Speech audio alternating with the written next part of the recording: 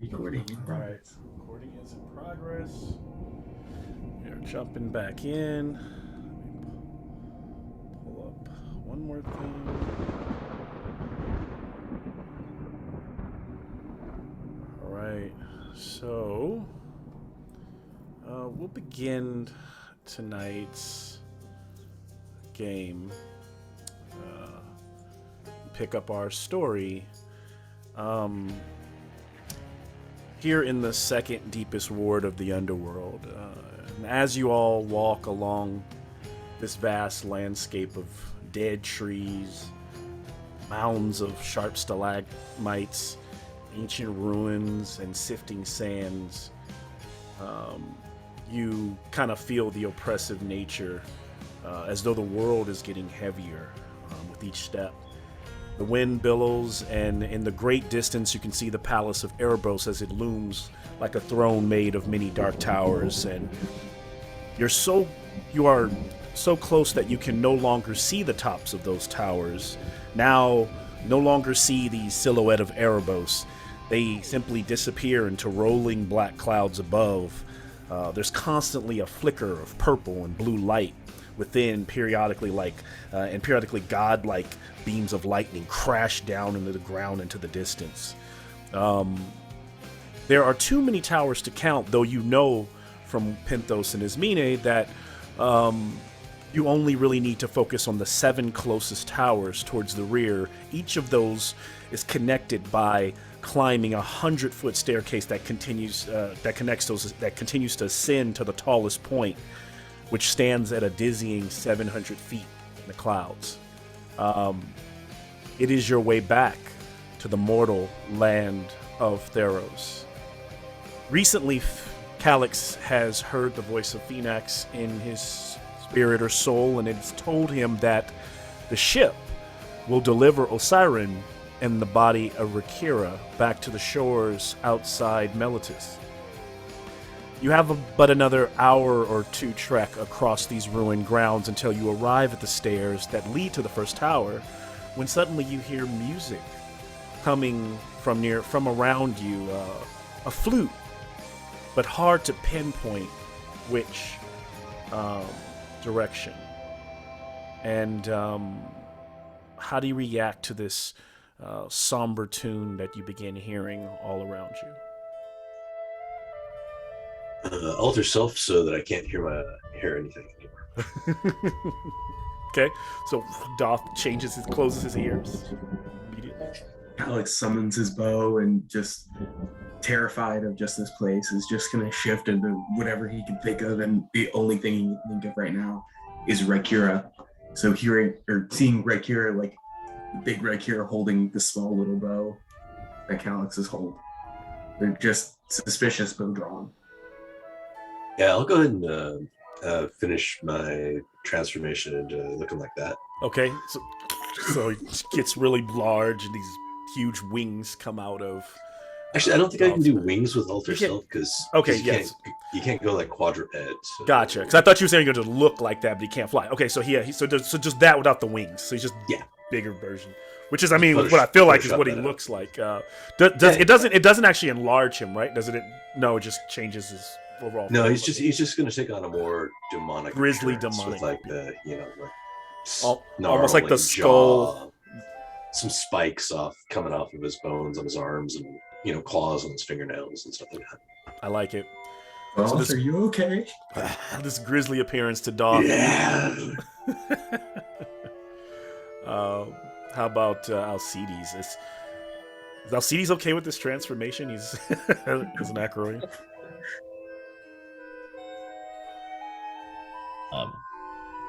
I didn't hear that last part. My Oh, I was just joking, saying, are you okay with this transformation of Doth?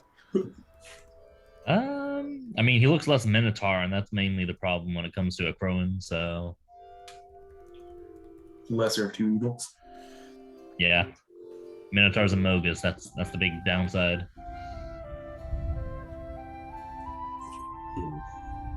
Okay. Um, So menacing stance from Doth. Calix, you said you did what again? You're just sort of like cowering. cowering, okay, and then mixed between or more because of Doth now than anything Yeah. else, but Why are you cowering? You can do more damage than just about anyone in this party. Not to mention you have more hit points than I do. And you can fly. but you're fucking scary. Yeah, well, get with the program. We're in hell. Fair Can I have a enough. perception check from all three of you? And I say 3 specifically. 11, actually pretty good for Calyx.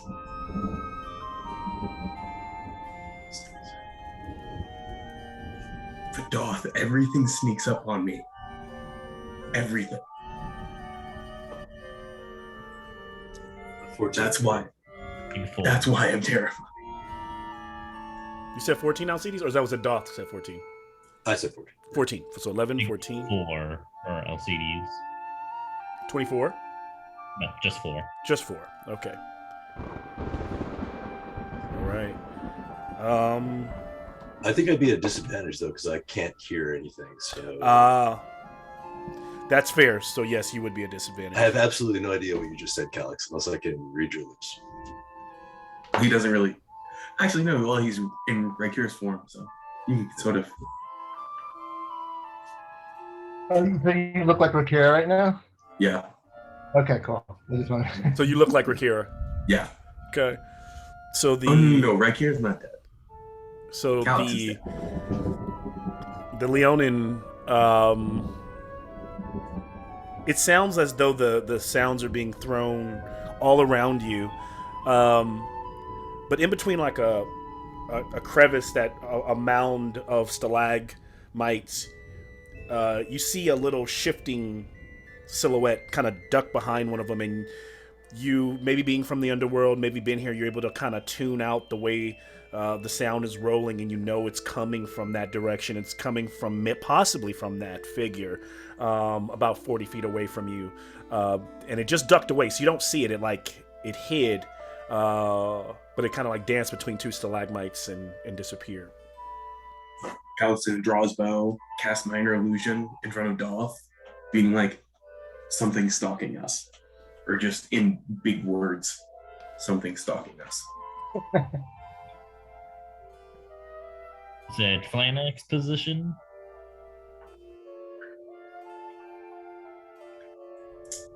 Alex, not knowing what that is just going to hold up the bow and just. Ohan, are you getting my messages? Do you have them? No, I Oh, haven't, that's sorry. right. I've been messaging you. I'm like, oh, what's happening? Well, Okay. I'm unable So to hear. then,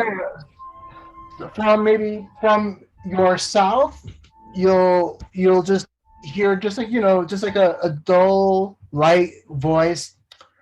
Hello. It shifts to your north now. And I'll be like, I've been watching you guys for a while. You guys are really interesting. Did you guys happen to see anything undead around here? No? Well, you It's a trend to register what's going on because I can't hear anything. Well, I'm still in the shadow too, so I'm kind of just like I'm protecting myself now. Calyx can cast minor illusion that just says, this is sort of my kind of tomfuckery that someone is doing to us. I'm just gonna start laughing, and then from right in front of you two, you're gonna see 2 red slits kind of just open from the shadow, and I'm gonna be like, "You 3 aren't supposed to be here." And then I'm gonna walk out of the shadow, and I'm a dark satyr with ragged robes. I've got a returned mask on my shoulder, and then 3 more returned masks across my chest. 2 of them are broken. I'm not carrying any weapons. I have no armor whatsoever. The biggest thing that you would notice are my legs are a little bit longer than typical satyrs are, and my eyes are huge compared to satyrs, and I have the devil sight, so I just have those red slits with dark eyes. Red slits, dark eyes, broken golden return mass on the belt. Across my chest, I have a belt, Okay. and I have them kind of just on my chest here. I have a big one on my shoulder here, and then other than that, I just have skin like color. Is it like a bluish? Is it a gray? Is it what is it? It's like a gray. Like okay. he like so basically like I picture him as basically coming through the Shadowfell, where just like since he's grown up here, the color and things have been pulled from him. Sure. Okay. And so he's going to be like darker and whiter than most satyrs are. He's not going to be as joyful and, dancing and stuff. But, he's going to. And is he holding the flute that he was playing? Yeah. He's just holding that in one hand. And my eyes are just darting back and forth between all three. I look up at Doth and I'm like, you're a spiky one. Are you a minotaur? He kind of looks at you, just starts walking forward. I'm just gonna let him pass. I'm not gonna even look, and then I'm just gonna look at Calyx, and I'll be like, "Have you seen any undead in the area?" Can't say I have. Well, this is sort of the land of the dead, so they're not really undead, are they? No, I actually felt undead here in the area.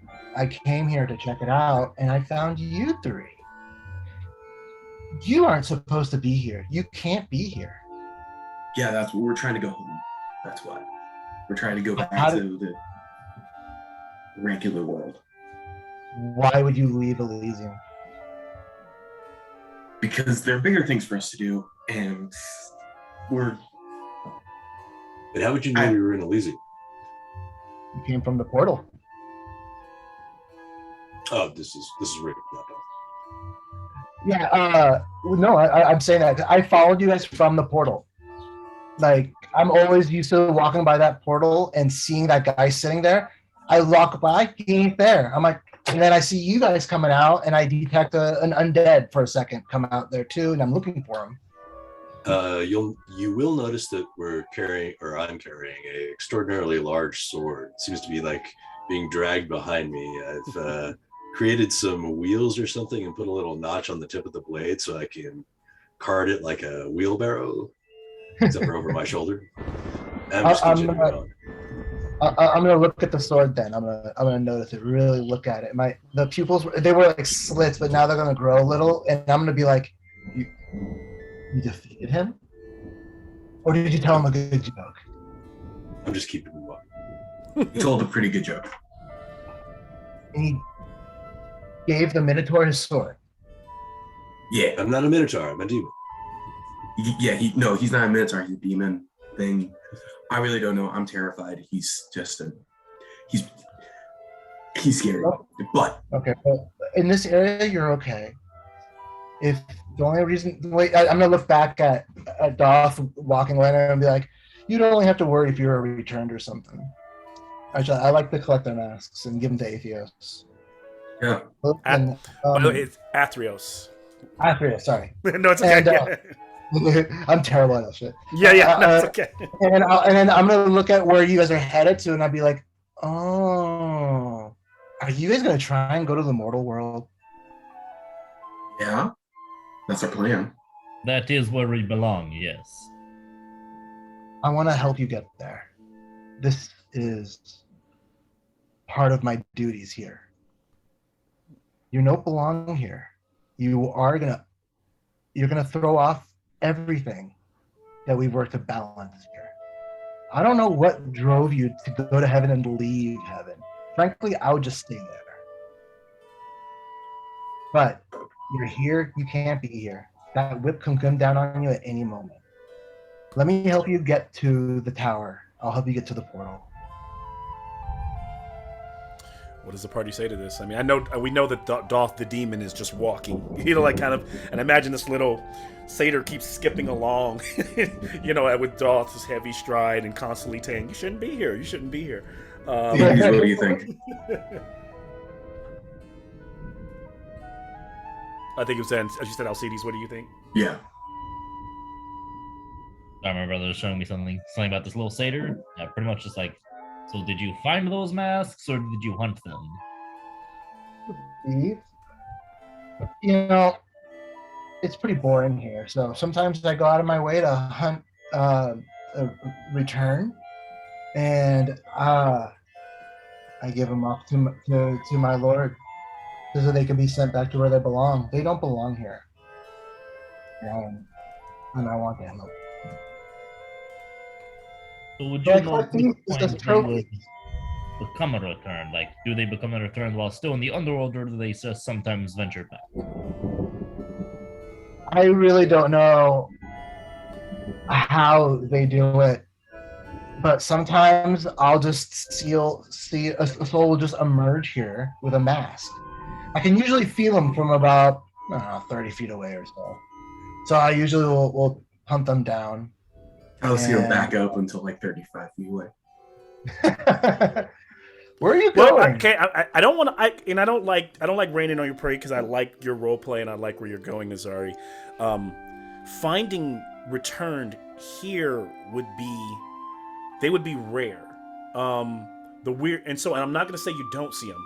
So the few that you've caught, you would find there would be a lot of souls walking around with masks on, but those masks would be gray and regular pottery. There would be the mask of a soul who crossed over, whereas a return becomes a return on the other side. So for them to be a return, that means they've come back to the underworld. What I will add to make your narrative work, which I think also works with kind of the stuff that's going on in some of my narrative in the back, is that you find it strange that you've been coming across returned in the underworld, like back so close to where, Erebos' portal is. Okay, cool. And so you've been getting rid of them. So it's the same. Nothing changes. You still come across them, but it's not natural, right? Like it's something off about it. Yeah. All right, cool. Yeah, I like that.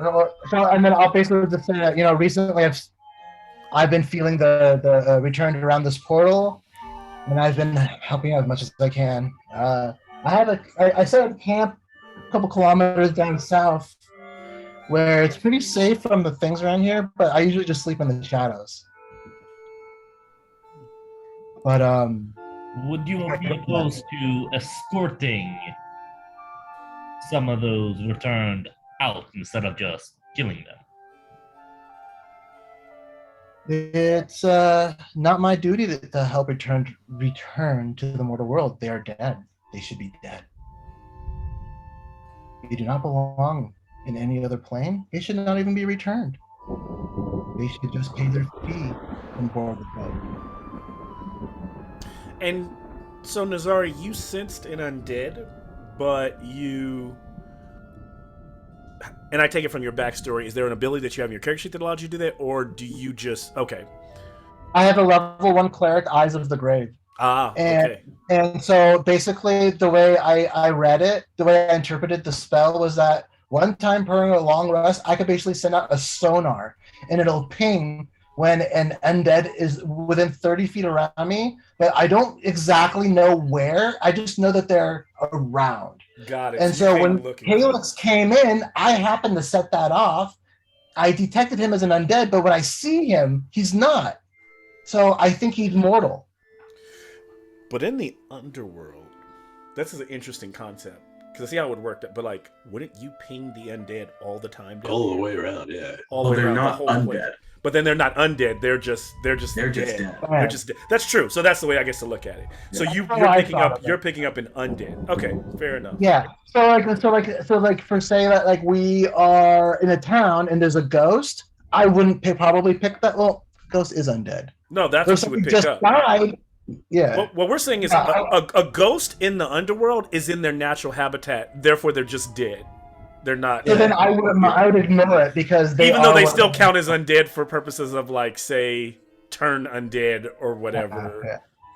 But you just being able to pick up undead, well, like by game standards they would be undead, but you'd be picking up your whole realm is undead, right? So like, Okay. You are immortal, which is I don't know the backstory of these strange satyrs that live in the. But we could get into that later. It's interesting. Go ahead, Dom. So what if you were trying to avoid the Philiskia guardian or whatnot? Because I'm pretty sure you didn't want to tackle him by yourself. So you cast it to make sure that he wasn't around the portal that you're lurking around for whatever reason. Honestly, at this point, I would just say that I was hanging around the portal, watching him and seeing undead come out and him not caring. So then I would take care of them. And all of a sudden he leaves and you guys come out and I'm like, well, what the hell is this? But we can just leave it at that, just to make it simple. It says whose existence is an insult to the natural cycle of life. So I see where you're interpreting it as though you specifically look for a returned because they are not natural to this environment. That's what I meant. Yeah, they don't belong here. So the ghosts belong here, so I would ignore them. But right, to smell an undead that doesn't belong here is like insulting to me. Okay, I mean, I'm gonna go with it. Servants of Erebos that are technically undead and in there and in the realm, would they technically also be undead? Like, even if that is their natural habitat, like the guardian we just faced was an undead skeleton man. So even though he's dead, he like does die in return and all that. Right. I mean, if they're skeletons, if they're zombies, and they're in the underworld, I'm gonna treat them as undead, right? But so that's all fine and dandy. I think what we're just trying to argue is that there's a bit of semantics since he's in the underworld and he's always down here. How does he ping and look for just one undead? And so what we're gonna rule it as is it's specifically returned. In this case, because of his environment, he looks for returned. So that means as long as we're in the underworld when you do it, you will only pick up return. So there's a flip to it. When you get into the real world, like that's fine. But when you do it here, you might not ping. If I have, for example, so it's a fair trade. So if there's like 8 specters hiding behind the next wall, and you ping, you're not gonna pick up them, right? Okay. No, this was a question I had with I think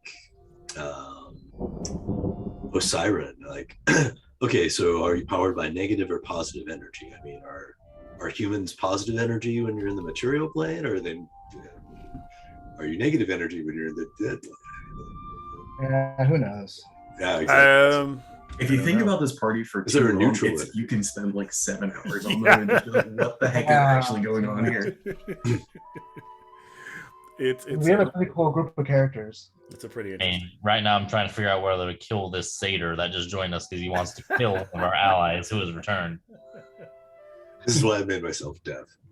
Yeah, because you definitely you're coming in with some tension here. Yeah, but I thought that last. Yeah, I hear you. You're that's the meta side of it. You know you don't plan for that to last, but you are making. So I imagine you're making it hard for them to want to travel with you right now. So wondering what that is. They would want somebody to help them continue on, but I mean, I definitely can't tell he's an undead at this point. Yeah. So I was gonna go up to Alcides and just kind of whisper, I can fake it for a while, but I do not feel comfortable here. While you guys are having this little kind of powwow standing off to the side, Calix, you pulled Alcides, you pulled the group, you pulled Calix off. Yeah, if Dolph was there, I was like, I don't feel comfortable. I can have a perception check from all of you, including Nazari. And continue role playing, and just go ahead and feed your number to me in the chat. Maybe okay, sounds good. Okay. I don't feel comfortable here, and we need, frankly, at least I need all the help we can get because he's right about one thing: Erebos' whip could come down on me at any time if he sees through it. So I'm not opposed to having someone who would vouch for us and say that I'm not undead because I made him think it was undead. Well, I will not lie to you or lie for you, but I will try to keep as quiet as I can. Wouldn't ask anything more. Didn't mean to put out his hand, shake Alcides' hand.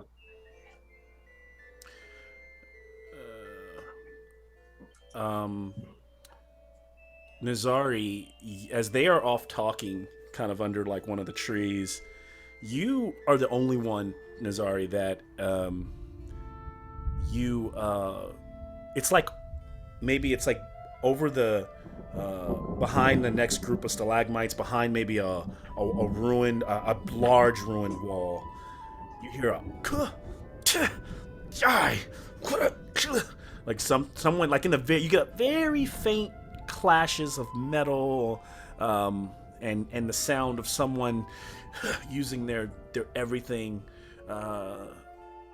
fighting something. And I don't know what Nazari would do with that information, but he's literally the only one that hears it. Nazari is gonna slink into a shadow and kind of pop out like right behind Calyx and be like, "Gentlemen, there's somebody close. I want to check it out." By Nazari sharing that information, if I don't know, how do you all respond? Do you kind of just kind of like there's a moment that breaks I imagine as it breaks your conversation, it allows your ears to kind of tune in, and the less doth you're still like not hearing anything. I don't know if I can change alter self after I've already cast it. Okay. If I can, totally cool, because I would right constantly shift it and all sorts of fun things. But yeah, then you pretty much Calyx. Yeah, exactly. But if you want to establish canon, then no. Once alter self is cast, and I do want to keep it up because I'll have natural weapons that act as magical if I need them. Okay. No, I can't hear anything. Got it. So that's you're getting disadvantage on perception. So you're seeing this little Nazari mouth and mime, and Alcides and Calyx start to hear the same thing, like over in the next section of ruins, and then it stops. You would have to investigate to check it out any further. Yeah, as instinct, I would at least want to look to see what it is. I would like maybe teleport in a little into like a close shadow just to see what's going on. All right, so give me a stealth check at advantage. Okay. Nazari. Malcolm, I can, however, shift my focus so that I'm listening through my familiar instead. Maybe that would be a way around it. Okay. That, if the familiar is listening for you... it's a spider sitting on my shoulder, so... Yeah, then just allows you to make your perception checks at regular, like normal. 27. All right, and so, Nazari, you move away into the shadows, maybe 40 feet, and about 60 feet away, across this broken ground that also has a ton of... Each of the stalagmite mounds are connected by bridges. You see a very strong soldier kind of like walking around, and he's looking, his eyes darting back and forth, and then he suddenly stabs the ground, and he's going through and he's stabbing the ground over and over like the sand, and out comes a little like a puff of bluish mist, almost like a little soul, and then suddenly he stabs one of them, and out springs like almost like a specter that tries to grab him, and he steps back and jostles with it just for a few seconds and kills it. And his blue cloak is billowing. He's got this shiny, bronzed helmet on that kind of flames at the top, and golden gauntlets on, and he's pretty ripped. And he's spending his time kind of looking for these specters and killing them. Now, I will say, this part of the land that you normally cross, Nazari, can you give me a history check to see if you know anything about it? Because I imagine certain parts get a little too dangerous, and you probably stay away from certain sections of... Nazari does not live in this area, so it would make complete sense that he would not be too familiar with this area. He mostly lives in the safer part. Mm-hmm. Okay. 14. Okay. Nazari's heard of this place. It's known as the Sands of Souls, and whether he doesn't even know if it's legit or real, but the lore that he understands is that sometimes when souls get lost in this section and they wander for too long, they sink into the very sand, and they just get caught, and their souls are just literally trapped here forever. And they're usually discarded souls that Erebos doesn't care about, doesn't need, whether they're good or whether they're bad or is not, doesn't matter. And Nazari looks down on the ground, and as the sand shifts from the wind, kind of billowing, you can see human faces, human-sized faces, just like all butted up and next to each other with their mouths like open, their eyes open, but no actual eyeballs or sockets, just darkness inside the mouths, darkness inside the nostrils, sand shifting over them, but all of them literally stuck as though they were like faces tiled in the ground underneath the sand. And that figure is out there stabbing them, basically. Stabbing certain ones, and certain ones like emit like a specter, seems to be. Right now he's kind of yeah, and right now he's just pacing with a spear and a large shield. Now only you see this, Nazari, so you'd have to share it. I mean, because it didn't sound like you went in a direction where they could follow you, because you said you went into a shadow, so you went over like closer. So yeah. I'm gonna teleport back. And I'm just gonna kind of just like, I'm not gonna even do the. Now I know how that feels. Okay, that's terrifying. Just I'm gonna put my hand on your shoulder. I'm sorry. Calyx? Yes. Yes. Yeah. I'm getting it. I'm getting this. There is a man killing specters in the ground. So I am not too familiar with this part, but it looks like we might be landmined in this area. When we walk, look down at the ground. Make sure you're not stepping on anyone's face. You could also go the opposite way from here towards, where Nazari told you. You said you had like a camp nearby. But then again, this direction does lead towards the staircase of So do we have to pass the faces in order to get to the staircase?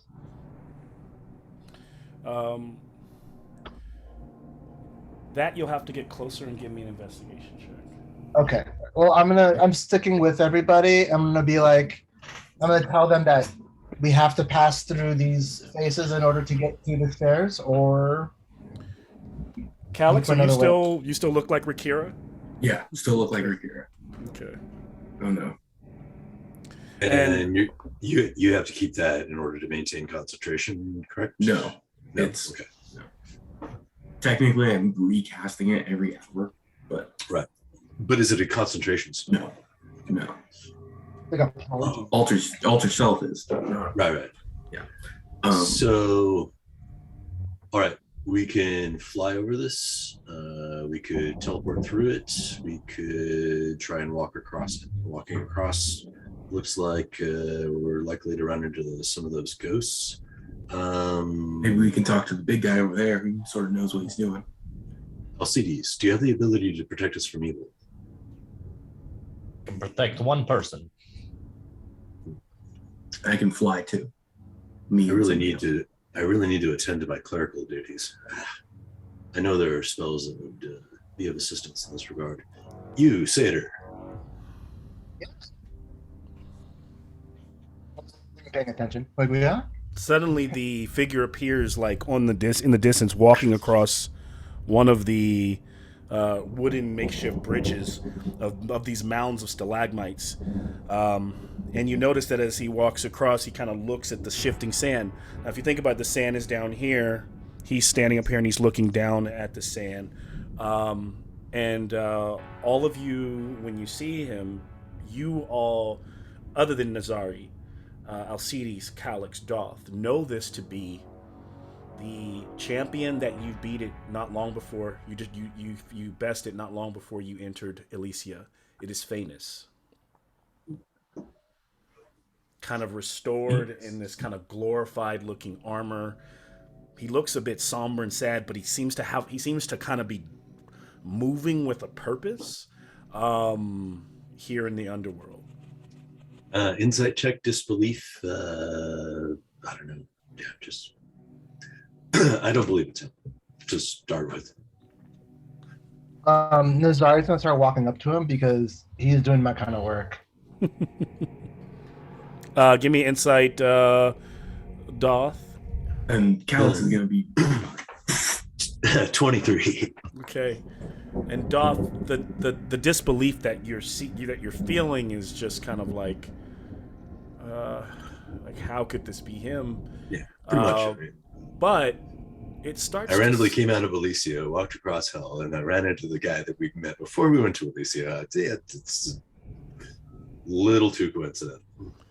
At least that's what Doss. That's what Doss thinking. Yeah, fair enough. It's all completely valid. I think here on the other side of Elysia, what it appears is that even in death, possibly maybe this Phaenix has stayed as close as possible to the portal of Elysia as he can, and like many lost souls instead of traveling anywhere else, he's now on the other side, but just the other side of the same portal that he cannot get through, but just stays and seems to be doing something in that area. But so we were hanging out with Asina, right? Who was his bride or something? Asmina, yep. Asmina, sorry. Nope. All right. I'll go ahead and drop the demon form and like just approach him. Hey. So Doth Calix will also approach too. Yeah, famous. He as the this, I imagine the satyr gets there first, being a shadow monk and all, and as Doth is kind of approaching, he doesn't even kind of move or react like in fear or anything. Just kind of turns his helmet and these kind of piercing eyes looking down on the satyr, and he goes, I am not worried. I'm not here for you. And then he looks up and sees Doth, and he goes, and then Alcides and Calix come behind him. And greetings, warrior. Greetings. He stands and he kind of bangs his spear against his shield. Champions, you made it through. We did. Some of us did. We bring word of your bride. She still waits for you. I'm glad to hear. It took me what feels like many months to get here. For I don't know how long you were on the other side, but I have not known what to do with myself since I've been here on this side. But my armor... Time is a matter of perception. It seems you found something to do. What are these? The souls, many of them lost. As you can see, the faces shifting in the sand. I recently... I've been calling out to Heliot for many days, and finally, I've heard him tell me to vanquish a great evil beast, a creature that works for Erebos. It seems to feed off of these poor, tortured souls, but it feeds the most on the most vile of souls, and from those it collects them.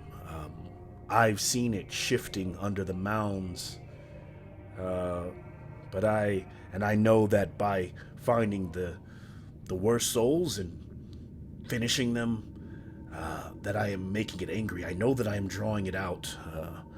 So you're depriving it of food? Yes.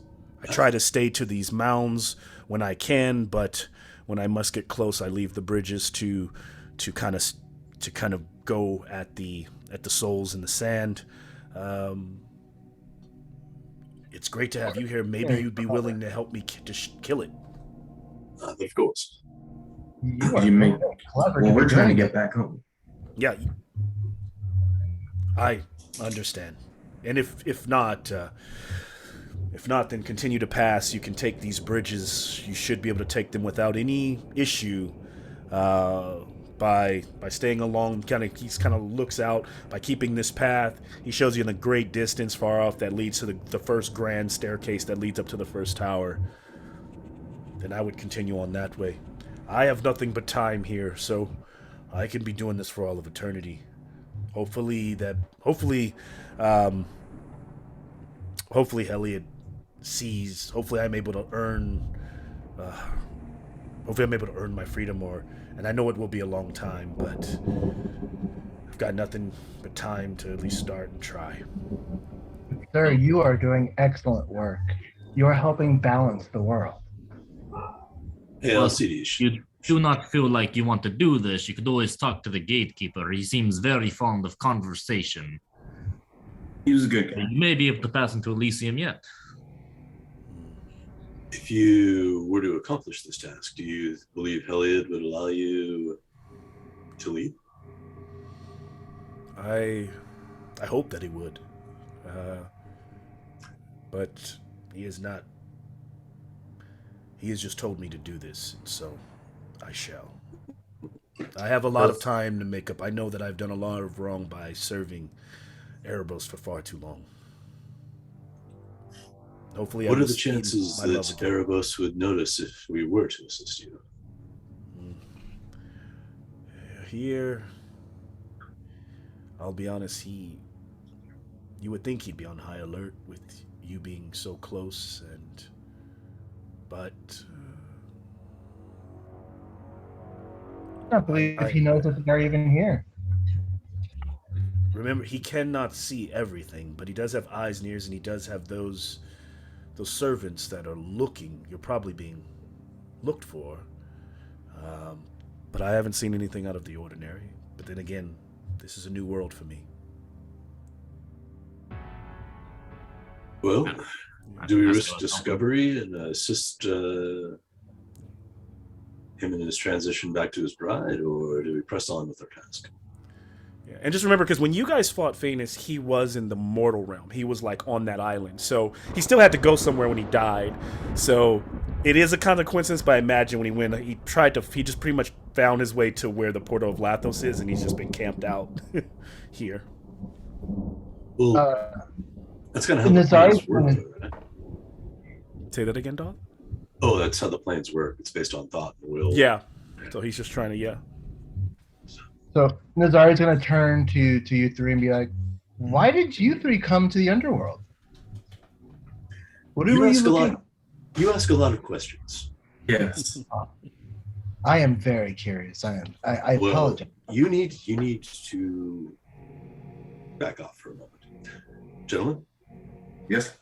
Also, how are you guys feeling from this last fight? Are you willing to? Do you need to rest? Do you? We need to rest. Because if you Alex is a little beat up, but gentlemen, I would suggest that regardless, we camp here, and if we're attacked, then we're attacked. But at least we'll have assistance. If you do camp, I recommend you staying on the high ground, up and off Indeed. the sand. How about above that skull there? We could climb up there and find a place. Yes, let's do it. sounds good. And so up on the skull, you actually find a dilapidated, broken kind of wooden door and a staircase that leads up into the inside, or inside the skull is kind of a domed room. With two large, kind of like a mini Castle Grayskull, just like a watchtower without the two towers inside that just leads out into the ground below. And so you guys head up there and make your camp. I'm going to cast silence, so that way no one will hear us.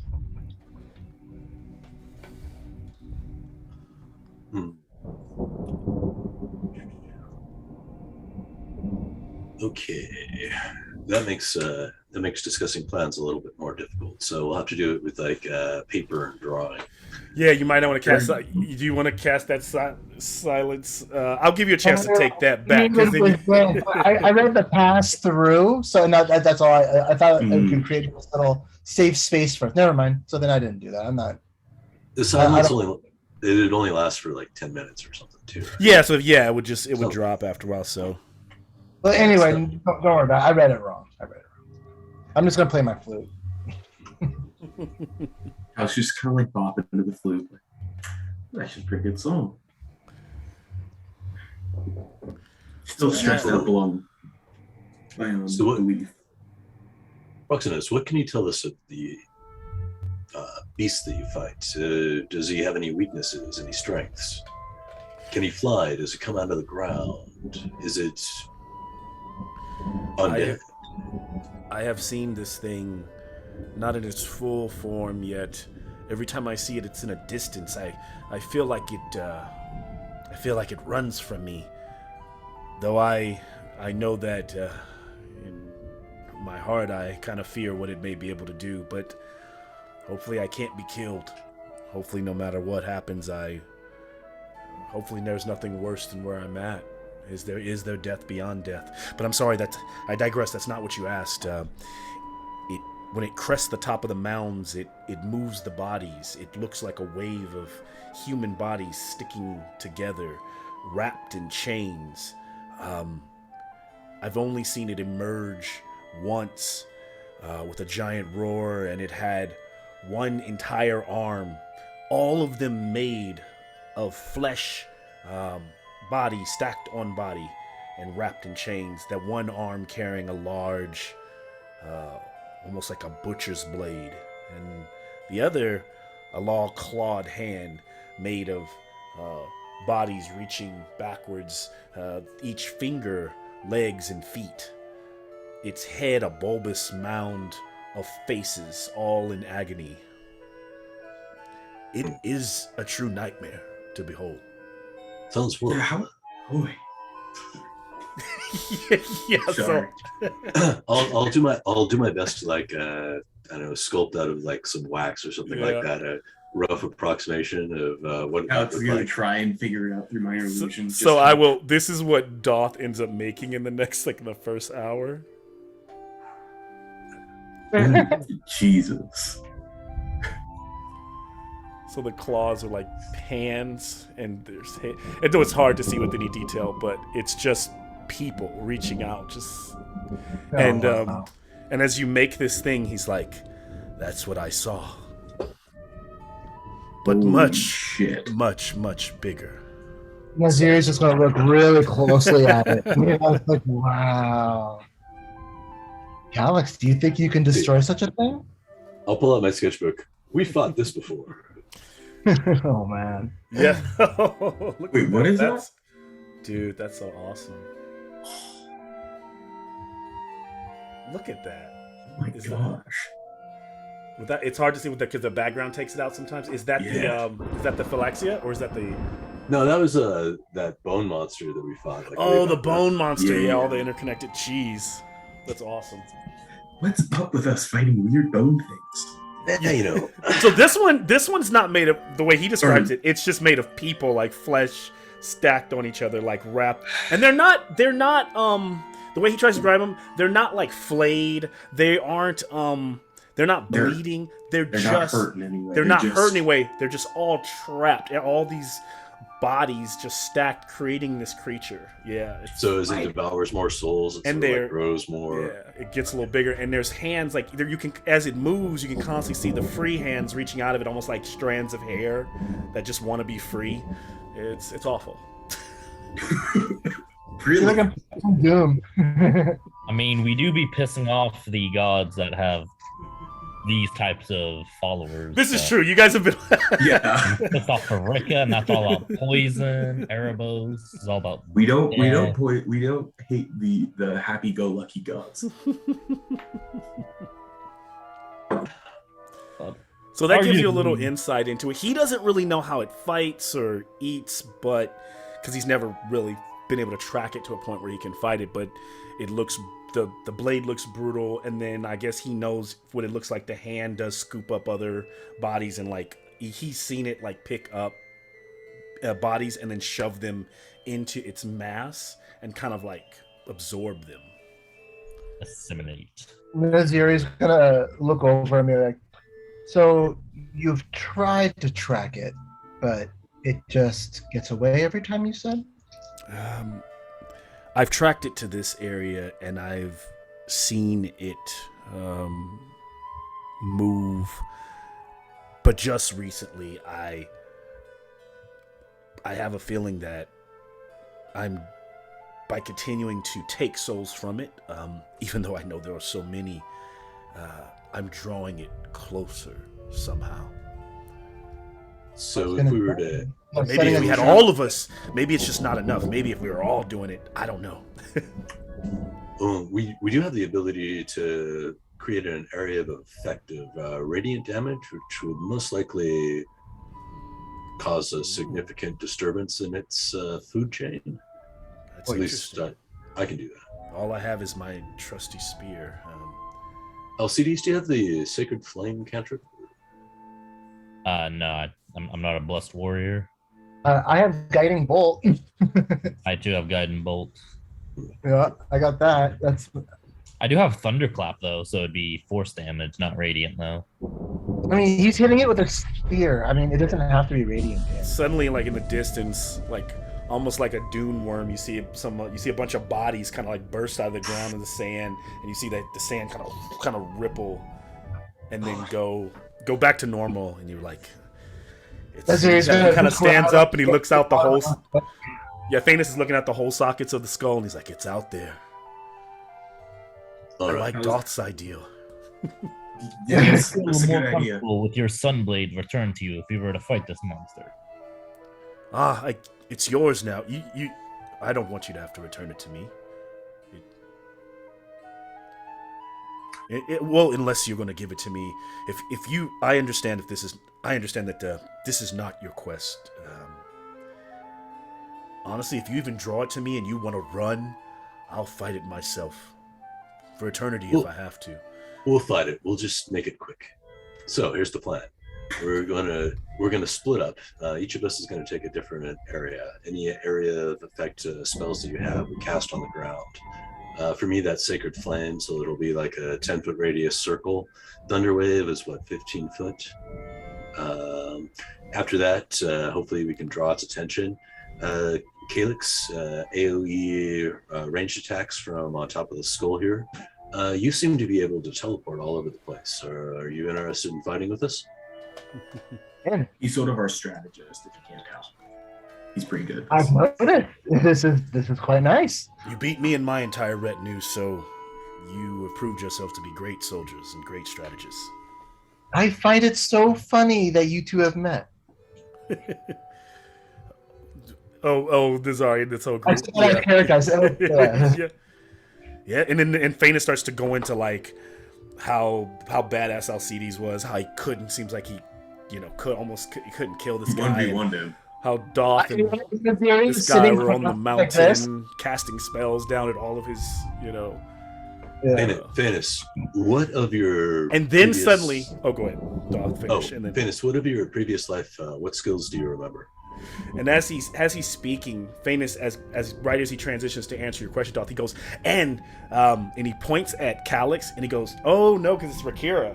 Yeah, we're Give me a deception." He goes, and one of them. He goes, and he says, "I don't know which one, but definitely, it was amazing that you had so many." I don't even know how you were able to get the returned on your side. All of them coming out of the sea at the same time, fighting with you. There had to be at least 50 golden masks. I don't know if I'm gonna turn over to Calyx and be like, "A returned fought with you." Yes, but we quickly sent them back to over here or wherever they go when they die. I don't know. Anyway, tell me more. Yeah, so it was really weird because Phoenix was like looking over us or something, and he and Heliod are like teaming up for some reason. I don't know why, but it's really interesting when you start thinking about it. But the enemy of my enemy is my friend, sort of thing, and then there was a whole bunch of return to deal with, but that wasn't too hard, they're just completely worthless in battle, just. He's gonna look at you really confused and be like, Phoenix is looking over you and you're killing return.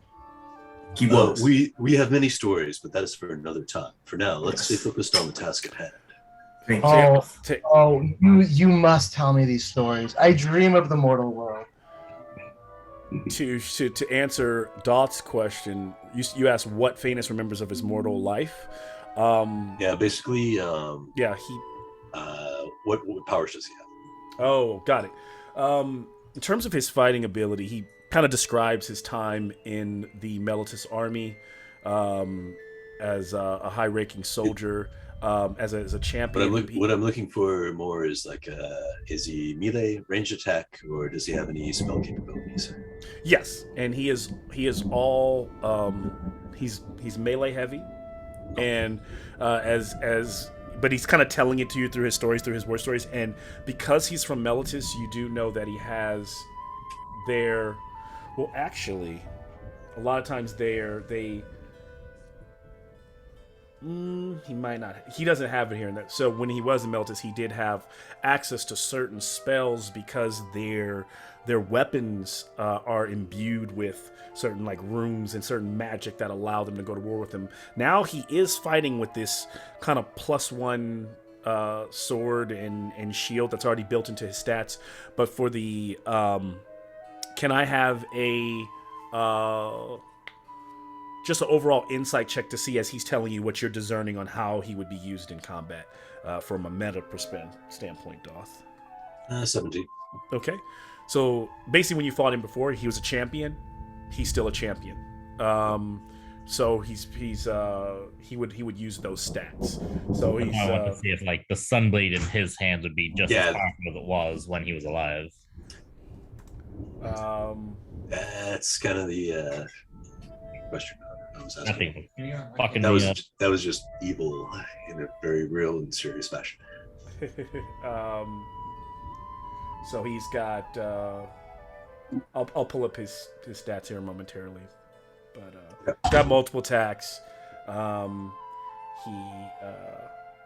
He's got his shield bash attack. The sword, his great sword, is instead a shield right now, unless he was handed another weapon or a sunblade. He would use whatever weapon he is. See, my plan would be to levitate the sword up to whatever point we want to draw him to, basically just let it fall. That's the crux of my plan in a nutshell. Aside from that, normal stuff that we usually do. Normally do. I think handing Thanos back his Sunblade for one last fight would be pretty good, especially because he used it way better than we have. Of course, that's DM nerfing us. What did I do? When I nerf you? The Sunblade that we got, so it only dealt 2d. It's only the 2 dice of radiance instead of when he was doing, or like 3 radiance plus physical. Oh yeah, that's because that was built into his special abilities. That was like kind of part of like his blessing from Heliod. In your hands, it's a normal Sunblade. And honestly, back in his hands, normal Sunblade. Yeah, and even back in his hands now, it probably would still be a normal Sunblade since he's now no longer has the powers that he once had in his mortal world. He's still very strong. I mean, adding a champion to your mix is a pretty good thing to have. Is 143 hit points, armor class 18. Short. He doesn't have the short bow, so he doesn't have any long range. He's a 3 attack with a +9 to hit. Yeah, I think handing him the Sunblade would be excellent because if this is a giant undead thing and he's got 3 attacks with Sunblade. While you guys are all planning this out, Calyx is just gonna walk up or just climb on top of the skull and just like lay down his pomegranate and try and as quietly as possible in Celestial pray to Phoenix and just ask for his blessing and his guidance through this next fight. Through the pomegranate though, religion just holding check. his pomegranate. Can I get a religion check from Calyx? Nat 20 for a 23. Ooh. So one of the few times that you actually hear back from Phoenix, and I imagine you guys are resting. You guys are doing a full 8 hours in this tower, or is this a short rest? Yeah, I can do a short rest. You're doing a short rest. Okay. And over that, as you're praying in kind of trance, you almost go into kind of a meditative, dreamlike state, and you see several returned, kind of like turning and looking somewhere in the underworld towards your direction, and starting to make their way that way. That's Phoenix's answer, that there are returned being sent your way.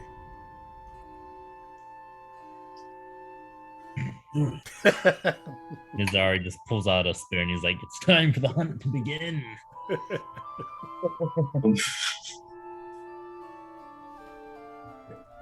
Can I teleport up to Calyx? Like, how you doing? Well, he's praying, so I don't think you would sense it. Like, that's just he just knows that.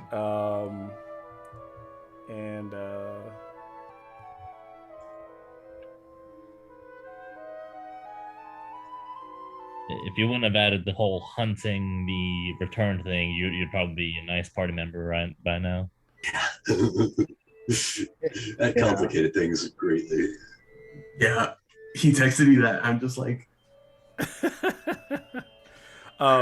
so for the sake of kind of time, I've rolled. Nothing happens during your 8 hours passes. Why don't we decide? I imagine that looking at the area might be a good thing to do, and looking at the general area you have, or that you may be going to cast these spells on to try to draw this creature out. I heard Doth say that certain people would be in different locations, so maybe you could use this overhead view to kind of plan that, unless you want to do this in a completely different direction or different. Basically, what we want to do is create a kill zone in the center that overlaps our AOEs. So for me, I've got a 10-foot radius. Thunderwave, I think, is a 15-foot cone. Okay. I don't know if Nizari has any AOE available, or... I don't. I would have mentioned it if I did. So I'd probably be looking is where do you want to place this guy? Like, this is going to, for example, this is that's Phaenix, right? And then we've got Doth. I don't know if we're still going as I can imagine he's still Rakira, but Calyx. Yeah, still looks like Rakira, but looks like you could put where Calyx is. Yep, and then there's our Alcides. So I imagine that where you guys can cross, you can probably place these, in any area as they go to set up. But yeah, I mean, that's what it sounds like. This is kind of turned into as another strategic ambushing the monster session. So let's see if it works. I mean, since I have the biggest AoE, maybe I stand in the center, but before doing all that, cast protection from evil and good on myself, just so I'm kind of safe. Yeah. Well, Homeboy's like the main tank, so how about we put him in the by that tree? I guess where I'm standing right now is probably where we want him eventually. Right there. Yeah. And then I'll be under the bridge because that's like this one or this one? The other one, because it's more of a confined radius. Okay. Kind of directly under it you'll be? Yeah. Okay, so I'll just put you there for now, but you'll be under that tree, okay, under that bridge. And then Alcides in the north with the cone coming to the south, I guess. Alcides being where again? The cone to the south? Basically, yeah, back where he was, for the most part. It. Yeah. Okay. Calyx, you got a range of like 120 / 600. Yeah, 150. Yeah, but I need to be, for Hexblade's Curse, I'd like to be within 30 at the beginning. This is overlooking the tower too, so someone, if they wanted, could stay in the tower, which is... How far is the tower from that center area? Not even. It's 10, 20, like 30, 40 feet. 40? Okay. Could you be in the where the windows are, I guess? It's 40 feet up, but it's like maybe 40 feet at an angle to get to like 10, 20, 30, like, yeah, right there. 40 feet to get that spot. 40? So you got plenty of range, basically. Yeah, well, I need to be within 30 for Hexblade's Curse.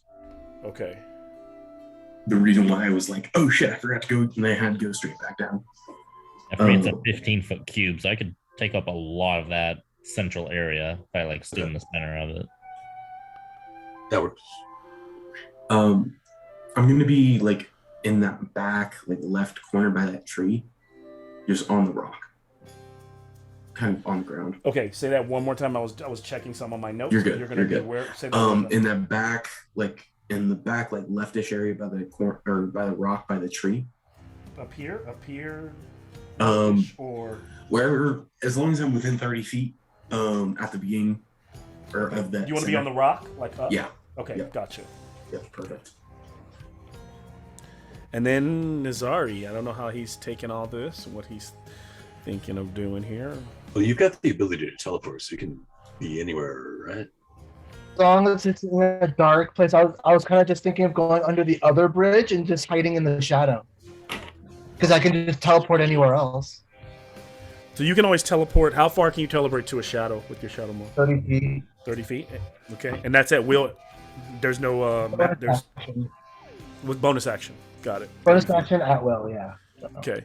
So over this area, most of the shadows are going to be either right under the bridge, the heavy shadows, or like in the crevices or like nooks of a stalagmite. You know, those would be areas that you would still probably have to make a stealth check to try to like hide within.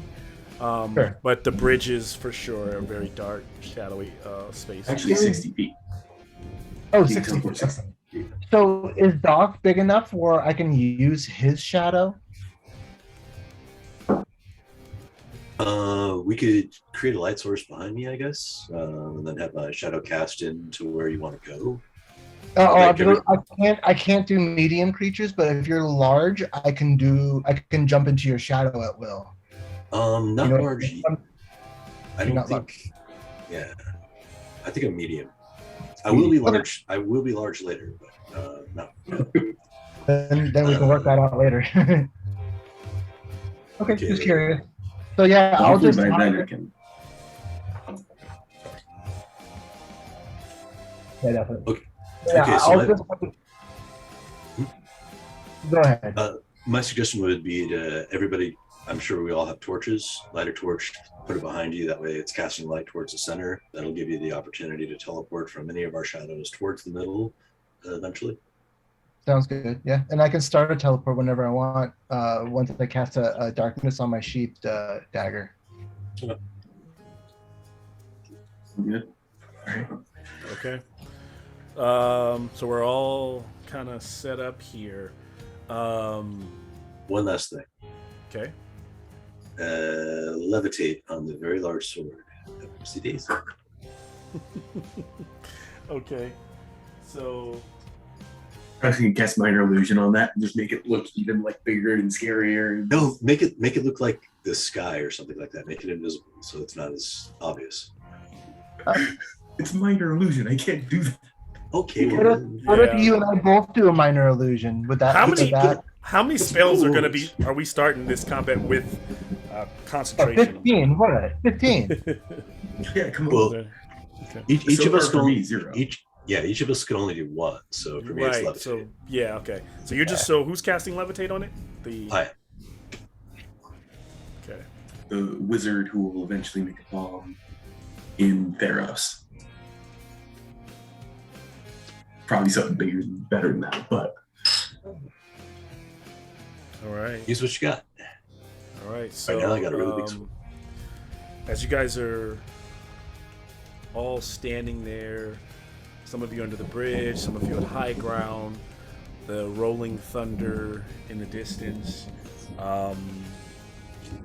the sand slowly sifting. You can see the awful faces. Some of you standing on them, right, as like standing on these, and they are. You can feel a bit of softness from the skin on them under your feet, but then also you can feel the firmness of the bone that you're standing on. For Calix, I think he's the only one that's not standing on the sand itself. I will take out a clay coin, put it on a face, and then stab one with my dagger. And I'll just kind of, so like it's just the ones around me. I can't. I gotta get them out. So I will give them. I would say like a ritual, I'll pray a funeral prayer for them, and I'll give them like a clay coin on one of their eyes. Then I'm gonna stab them in the other eye so they can get out of there. But that's what you do. You stab the floor, right? That's what that other guy was doing. Yes. So I'm gonna try and do the same thing. Do that. Yeah. I don't know if it'll work. So you stab the floor and the face kind of like screams out, and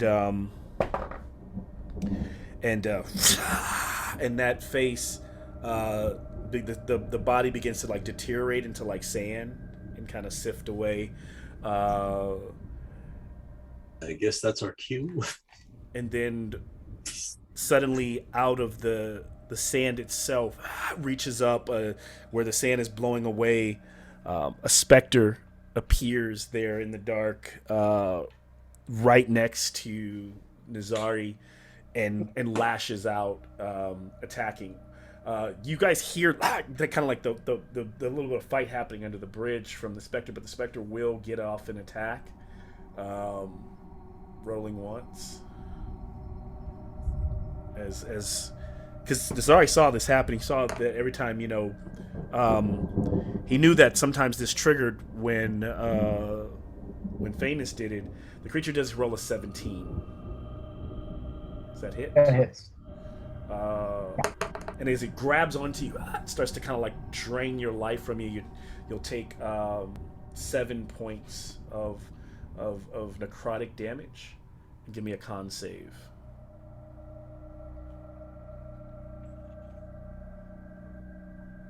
It's weird because I do have the stats for my Accursed Spectre on here. We'll kill it and steal its soul. Well, it's not. Yeah, it's got to be a humanoid. I rolled a. Does it have to be a living human? A 6. So your max hit points are reduced by 7. And this you, with this being a specter, you know that this lasts until you get another long rest in. Yeah. So so now that thing is there. This is a moment where I'll give, as Nazari was doing that before anyone else could do anything. What were you guys? What was the plan? What spells were going to be cast at the same time? Now you see that there is a specter on the battlefield. No big monster. That one's not mine. I get advantage on magical effects. Would I get an advantage on the con save?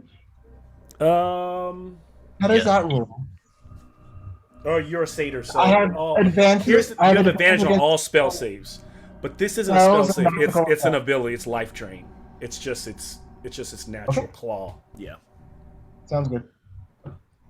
So I'll just the bridge is still here. Just removing it so we can see what's happening there a little bit better. Do I see below it? From your angle, I imagine you can kind of see into the darkness there. So you see it kind of flourish with this blue spectral energy. You see the claws on the creature, the flailing of the robes on the body or the creature's form. Galaxy's gonna point out that one's not mine and take a shot. All right.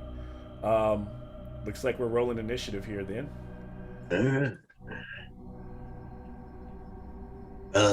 Let's keep it to ranged attack, or use range attacks. Try and take it down as quick as we can. Don't break position.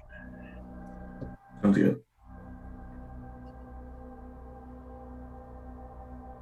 Yeah, I'm not liking this D&D Beyond dice roller. Yeah, you have to be really patient with it. Yeah. No, I haven't rolled anything above 10. Oh. Or actually, I haven't rolled anything above 8. I've rolled a 3, a 4, and a 6. You sure you don't have the DM's dice? It's just D&D Beyond. That's why I refuse to use it any other time. Doth, what'd you get? 17. Oh, 17. See that there? It just populated. Nazari.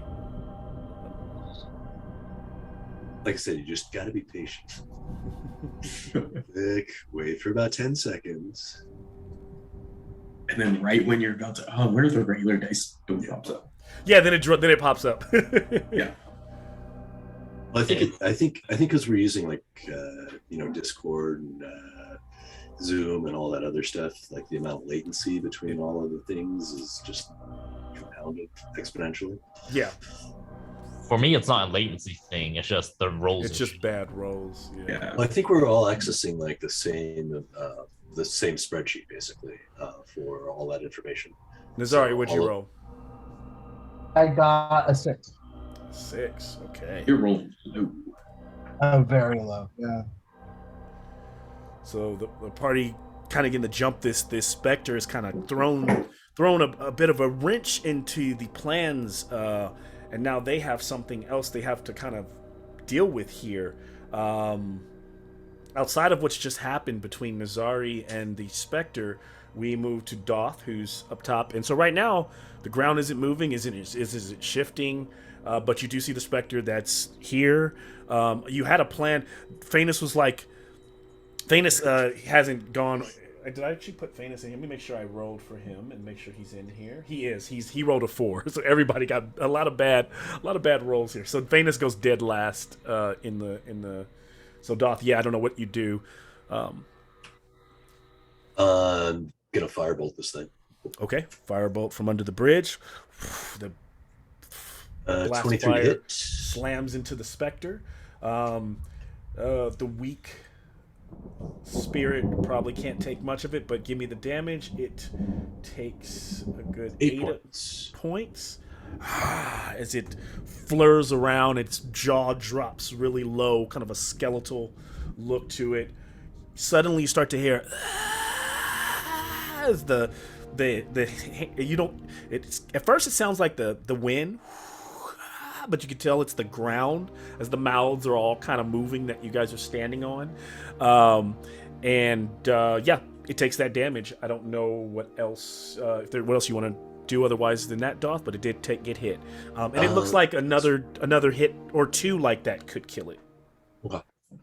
Yeah, like I said, free action or whatever it is to say, hold your positions, use range attacks, keep it magical, and try not to get hit. Those things drain your life really quick.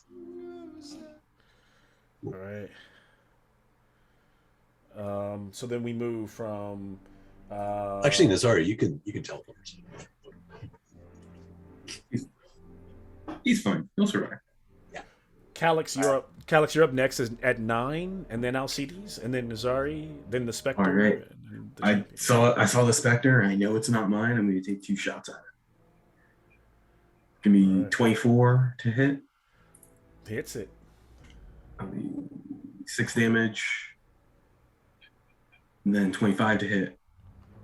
It's going to hit. So 6 10. damage So is the first one. Okay. 16 damage total. Ooh, okay. How do you kill it? How do you finish it? Just right in the eyes, being like, I wish I had one of you right now. And just like trying to use his Spectre ability on it, but I'm not really working. Nice. So I'm sorry. the Spectre just kind of like bursts into a light, and all those little particles of little splinters of light begin to kind of drift upward and outward and disappear. I'd like a percentile roll from Calix and Nazari. That's not terrifying at all. 25. All right, and that's a percentile roll. That's a percentile roll. 25. 44. Yeah. 44. 44. Yeah, Okay. 44%. All right. Suddenly, as quickly as that battle started, it's over, and nothing happens. Everything seems to kind of return to normal. Everything is quiet once again, and Cal's gonna freak out. Not this shit again, and just draw his bow and just start firing in random directions. Phaenus kind of freaks back and he goes, starts kind of just stabbing and using all 3 of his attacks to stab a face in the ground. Just I will have Nazari, you said you had the ability to detect undead. Is that correct? Yes. Because I thought you guys said you were going to attack. You were going to use spells to attack the ground, right? Like, or yeah. No, okay, yeah, okay. Continue. Sorry, I didn't mean to cut in. if we detect undead, would you be able to differentiate between specters and a big giant flesh monster conglomerate golem thing that came? In the beginning of the game, we agreed to no. That right in the underworld, I can only detect a returned. Once we get to Mortal World, it opens up to all undead. Yeah. Well, But no, I can't. And I'll Right take now- it because right now you detect. It's easy for almost everyone probably detects like what we call undead all around them. Like Yeah. you know, you can tell that even at this point, you can tell the bodies you're standing on are literally like undead, like alive to some degree, right? Like they're souls that are in pain and like being tortured. Just by being stuck like neck up in the sand, like literally they are like the gravel for you all to walk on, you know, at this point. It's a terrible fate to be in. So Phaenix has just stabbed another 3. I was gonna cast Thunder Wave as well. Okay. That'll be a con save. Uh-oh, you cut out. But I'll tell you this: they're gonna automatically fail because it's just gonna blanket the ground. So just how many squares does it cover?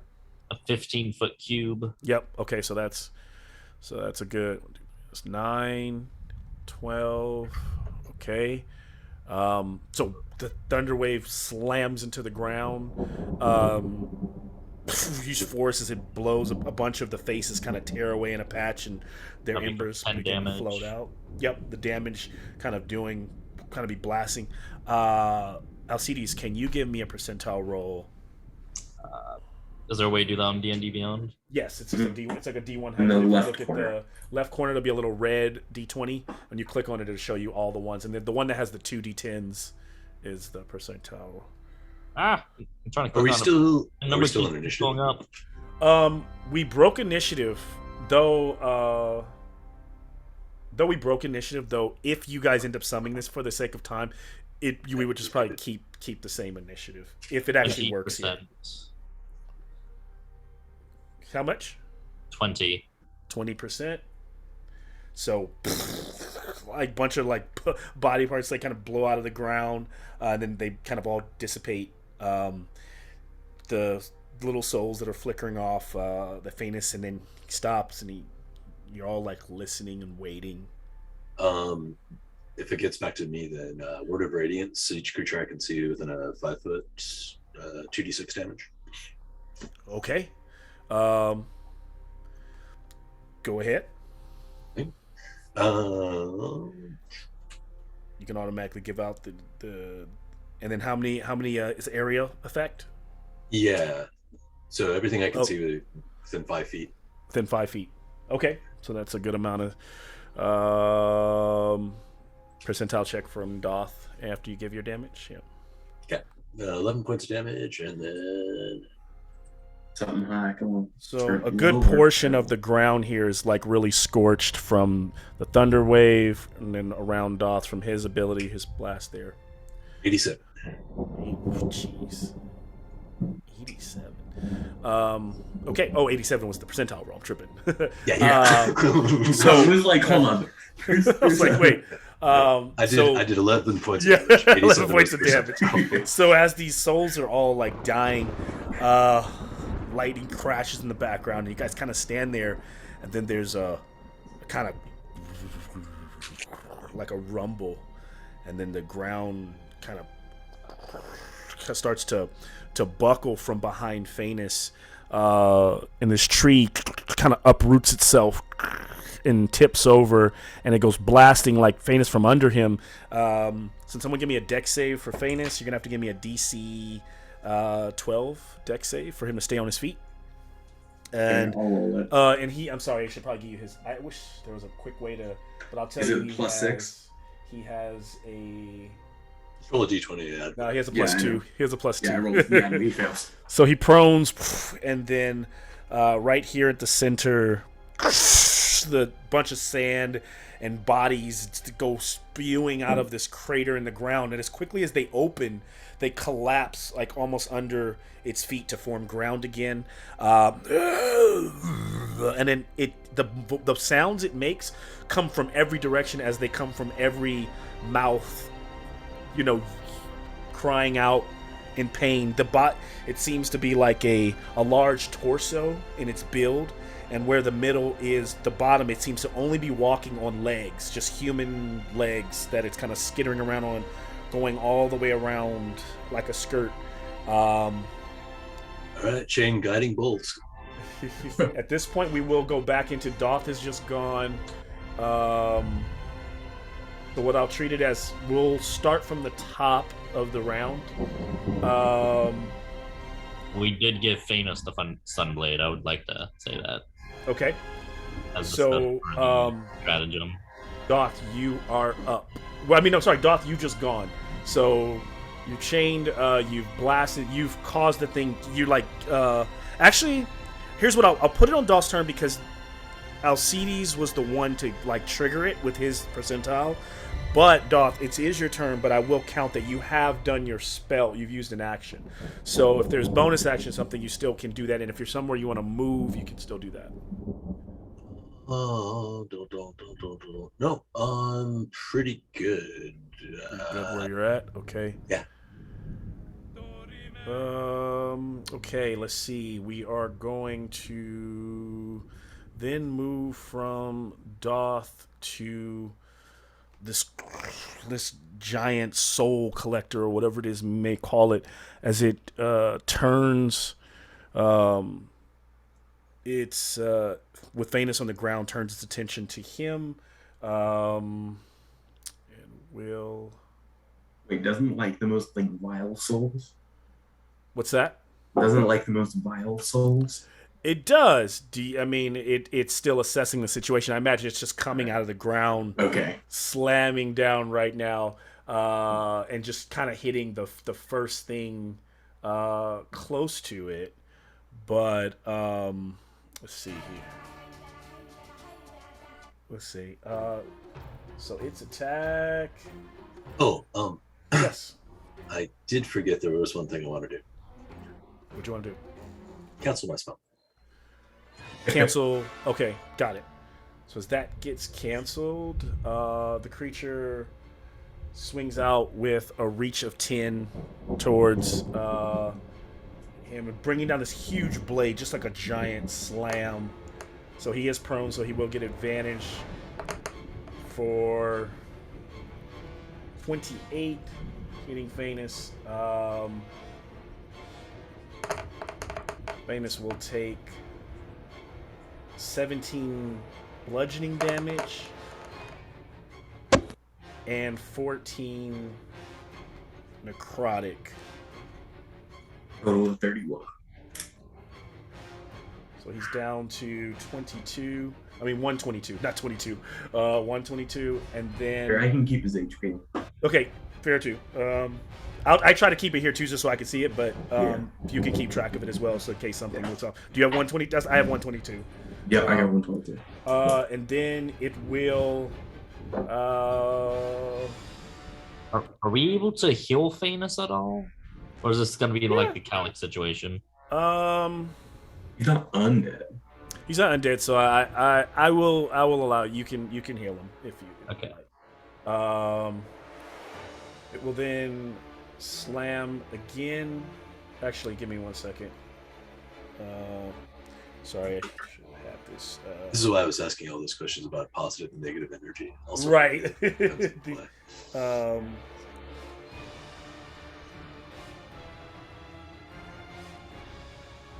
should have had my own notes pulled up here. So his other attack will be. Okay. So they will attack with the open hand made of like human torso legs, as they kind of come down to try to grab at Phanos on the ground there, which a 19 will still hit, and he will take. Be grabbed. He is grappled, and will take another 15 necrotic damage.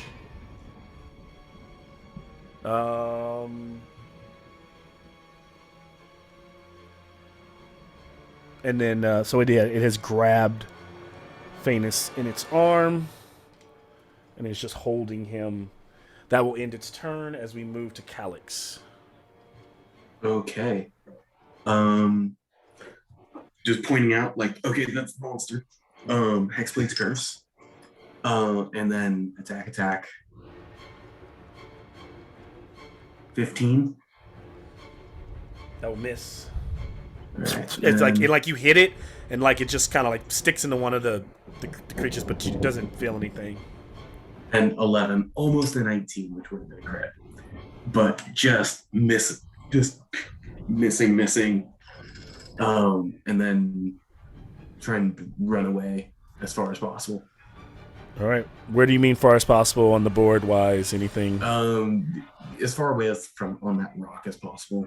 Okay. Staying on the rock. Just staying on the rock, yeah. So just backing up, unless you were to leap off. There's just a bunch outside of this. There are some ruins up here to climb. There's like a staircase to climb on a loose set of ruins. If you wanted to go up there. Yeah. So yeah, or just on that rock for you. 15, 50 on this rock here. Just stay on that rock. Okay, cool. There in the back. Okay. Mm-hmm. All right, so we'll keep you on the rock. We move to Alcides. Alrighty, yeah, I'm just gonna throw a guiding bolt at it.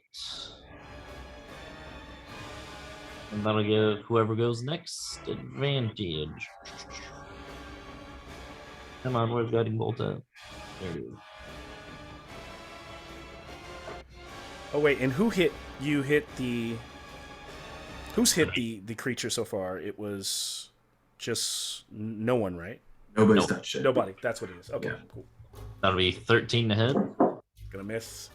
Guiding bolt. Yep, and didn't mean to tap that. Let's see, do we got any bonus actions?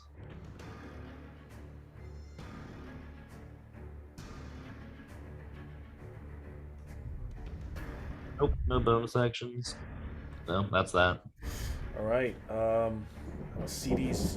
Nazari, you're up. It's a chance for the party to see what the Shadow Monk can do. Yeah.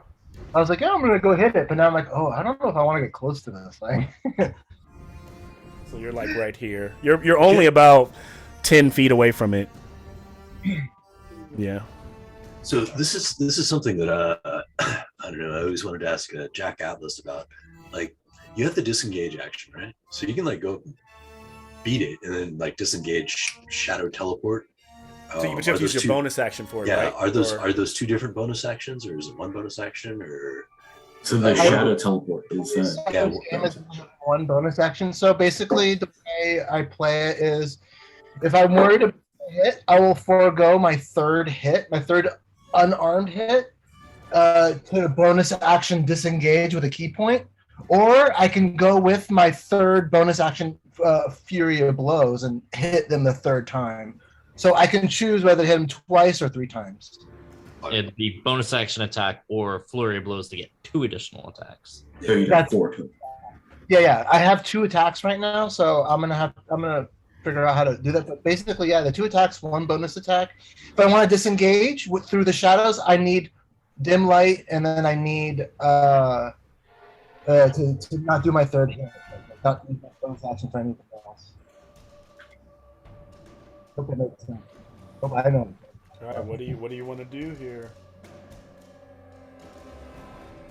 Okay, so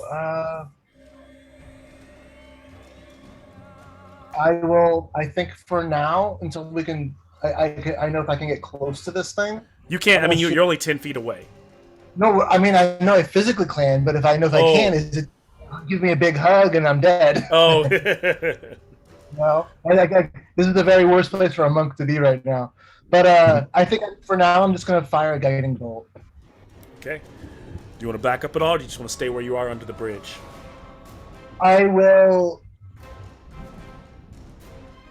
to try and get up onto one of the stone pillars, actually, first. Can I do that? So you want to move up here?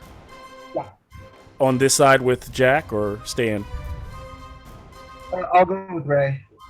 You're going with Ray? Yep. Can you give me a deck save? This happens at the beginning of your movement.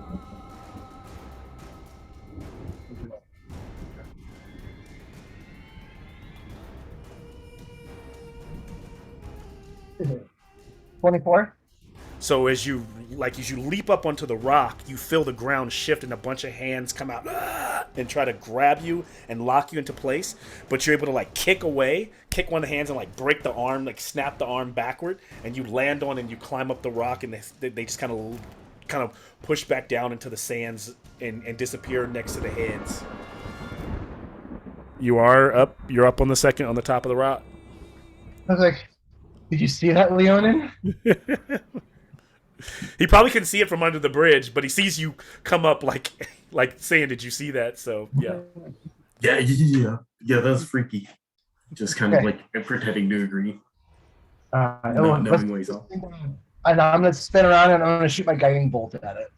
I realize time is flying in tonight's game. I usually give you guys at an hour and a half, give you a break. Does everybody need a bathroom break or anything? Or are we good? Okay. Yeah, I just realized we just kind of kept going. So I have to roll to see if I hit him with my guiding bolt. Yes. Now you can go guiding bolt. Now I'm the only. Nat 20. Yeah. Nice. Yeah. Blast that's going out, slams into the creature.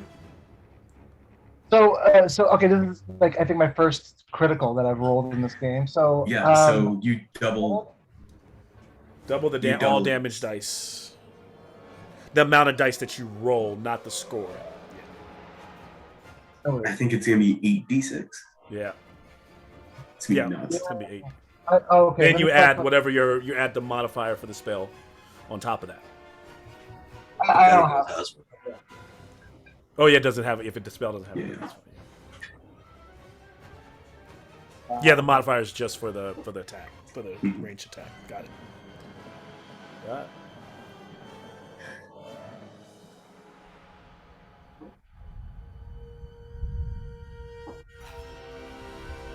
Well, I'm just gonna do this again.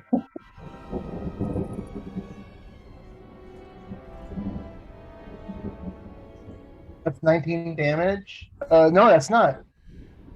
19, and I'm gonna roll that again. 19 plus 21. 19 plus 20. Nice. Okay. Yeah. 40 radiant. 40. 40. I like this character. Hey, first roll, 20. That's pretty good. Yeah, awesome. So that guiding bolt slams into the creature, and a bunch of like body parts and stuff fly off of it, arms, legs. This cacophony of voices screaming as it reels back. That was a pretty nasty blow. It seems to get angry and start to swing wildly. You know, no one's around as the blade is just kind of slamming into the stone. Does that end your turn, Nazari?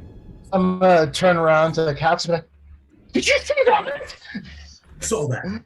That's awesome. and that's it. I'm all done. So after those things blast out, there are bodies laying on the ground that have clearly come off of the creature, and they begin to stand up. One of them up here with you all, they're just kind of naked, nude humanoid zombies rise up. Oh, these poor people. And they just kind of shuffle. One character too.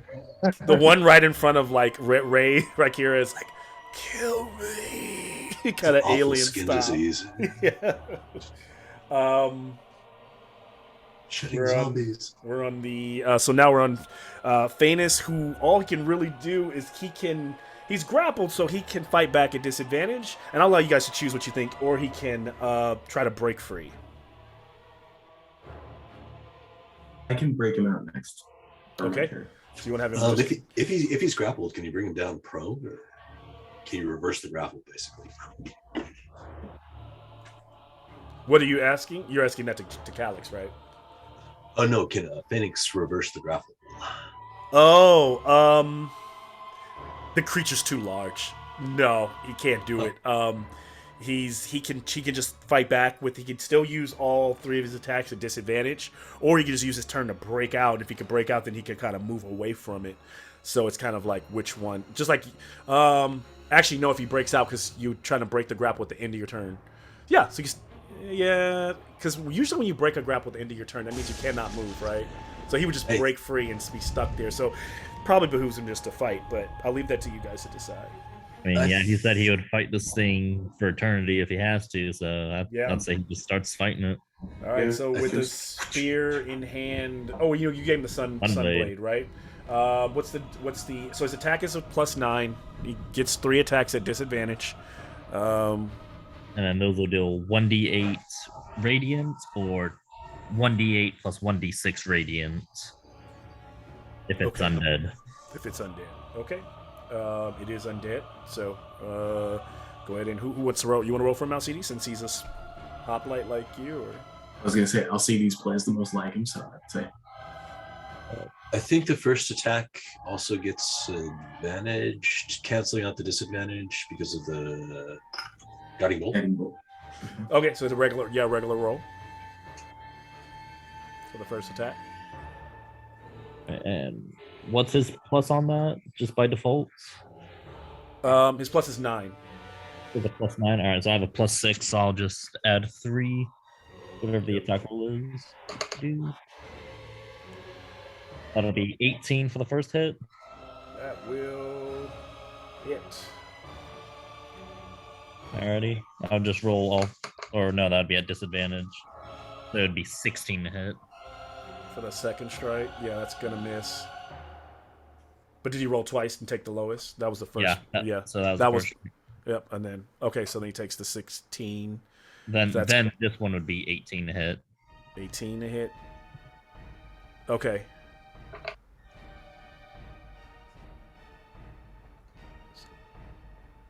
And then 10 to hit, so only one of those attacks will hit. One will hit. Okay. And go ahead and give me your sunblade damage. That'd be 7. And then what's his strength modifier or dex modifier, whichever's higher? His strength modifier is +5. Okay, so that'll be 7 radiant for the first dice, and now I just need to roll a regular d6. So 7. That'd be 13 radiant total. All right, takes it. And so the blast from the radiant damage slices through a bunch more of the creatures that the amalgamation, and he's kind of slicing them off of the chest as he's got a free arm that he's swinging, leaving these open, gaping wounds. Let me make a roll here. All right, and he takes all that damage, and that's what happens. We then start at the top of the round, if I'm not mistaken. To be Doth. So Doth, yeah. Actually, this time around, give me 1 second here to pause in combat. So, like 1 minute.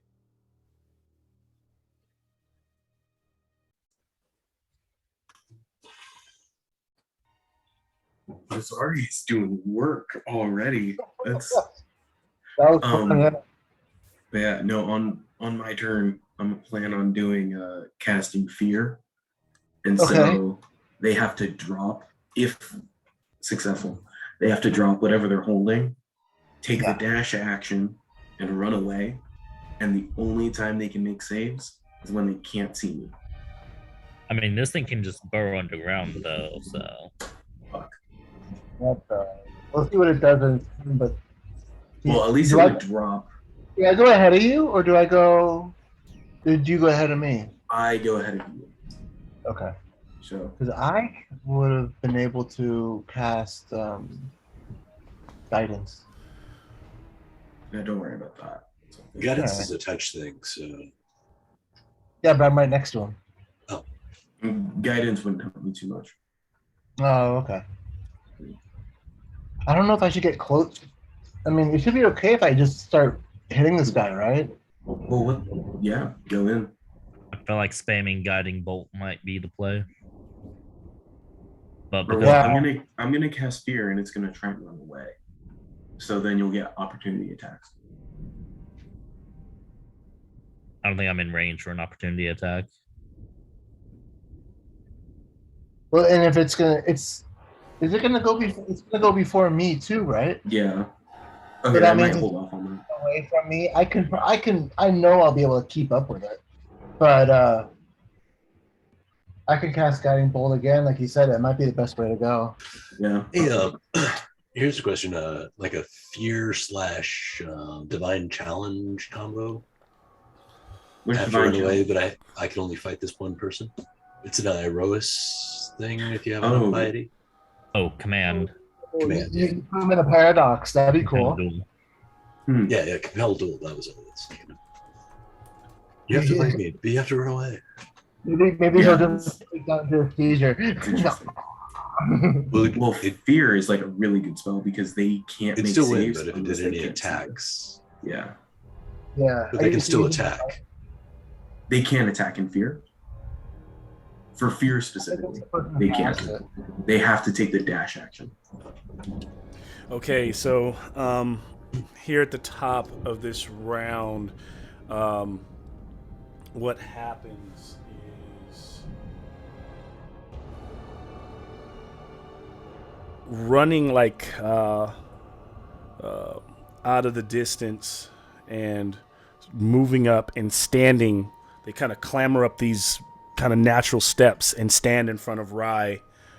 Are 3 returned, and stand right in front of him, and have their blades out. They're like sentries. They're billowing capes. The golden mass. They have gladiuses in hand. No shields, but just and kind of ringed armlets. Nazari, you turn and see this, and see the sentries surrounding this Leonin. It is so you can use them as you wish, but one of them like turns and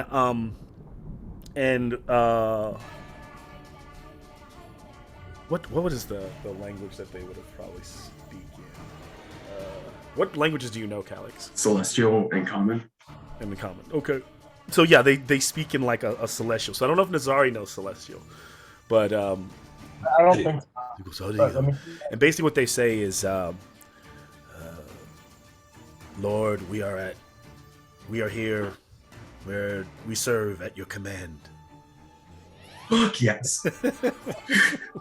He's gonna play Nazari and just be like, I didn't ask for this. I'm very sorry. Or saying fuck yes in Celestial. But to Nazari, he's like, we'll take care of them when we take care of them. Okay, let's take care of the big guy first. All right. So they are, they're going to be their AC 15 return sentries. They have pack tactics. They have +5 to attack. They with their blade, D6 +3 piercing damage. And then they also do 2D. They also have poison blades, so they do an extra 2D6 poison.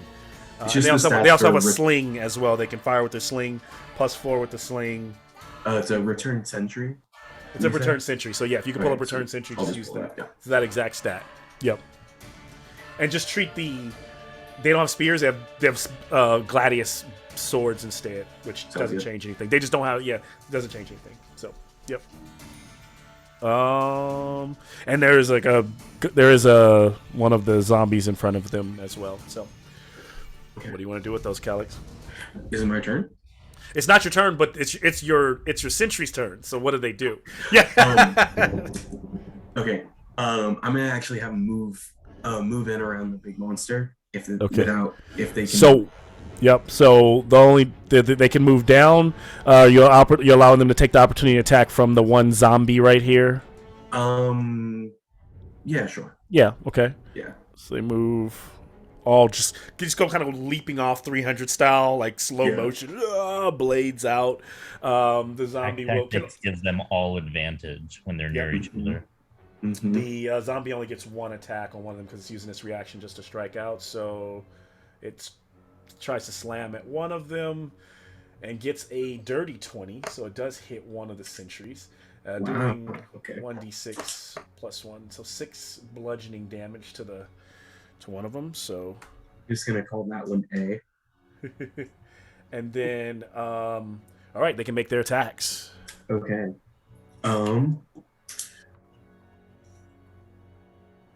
Can we move on to somebody else while I pull up? Or actually, wait, no, I do have dice here. Yeah, I can come back to if you want to keep things moving faster. Just I mean, what do you? Yeah, sure. So first one's gonna be nat 20 without advantage. So that's gonna be 1d6, or that's gonna be 2d6 plus 3. 9. So first one, 12 damage. First one, 12. Does a 6 both times. I don't think that's gonna hit. 11 for B. That's not gonna hit. 4. Does a 16 hit? Yeah, 16 does not hit. Does not hit. Okay, so 2 of them go in just 300 style and just miss, but make opportunities for the third one to go in and just go.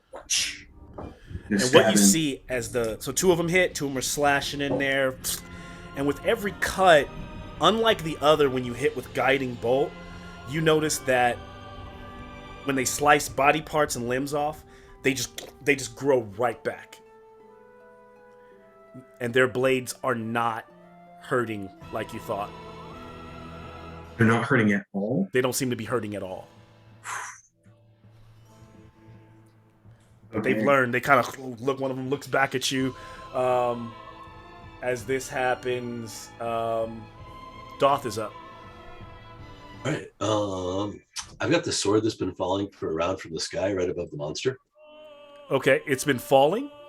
Yeah, I levitated it up. Okay, how far did you put it up? Because things fall at 500, so it would have. The minute you dropped it, it should hit it. So, because how many feet of is it? It's been, I think, 3 turns it was levitating before I canceled it, according to the amount of time it took to move into position, cast our spells, and then. So how many feet is the fall? Deal with the surprise attack. I'd say 90, give or take. So 96 damage. Okay. So it because you can move it 30 feet around, so I'd assume that's probably the best I can do. Well, D&D fall rules are like when you drop something, it falls faster than the 30 feet around. Yeah. It actually just I forget what it is right now off the handbook, but it like even not so. For example, some fell at 90 feet, it would just hit you. It would just be it's like if you would just hit the ground even within that 6 seconds, it's there. So yeah, we'll be 180 feet around. Yeah, which means that's what I'm saying. So this round, it's just gonna slam in there. We're a grand total of 25. Is the blade magical? I don't know. I got it from the undead. Oh, it's the big blade. It's the big. Yeah.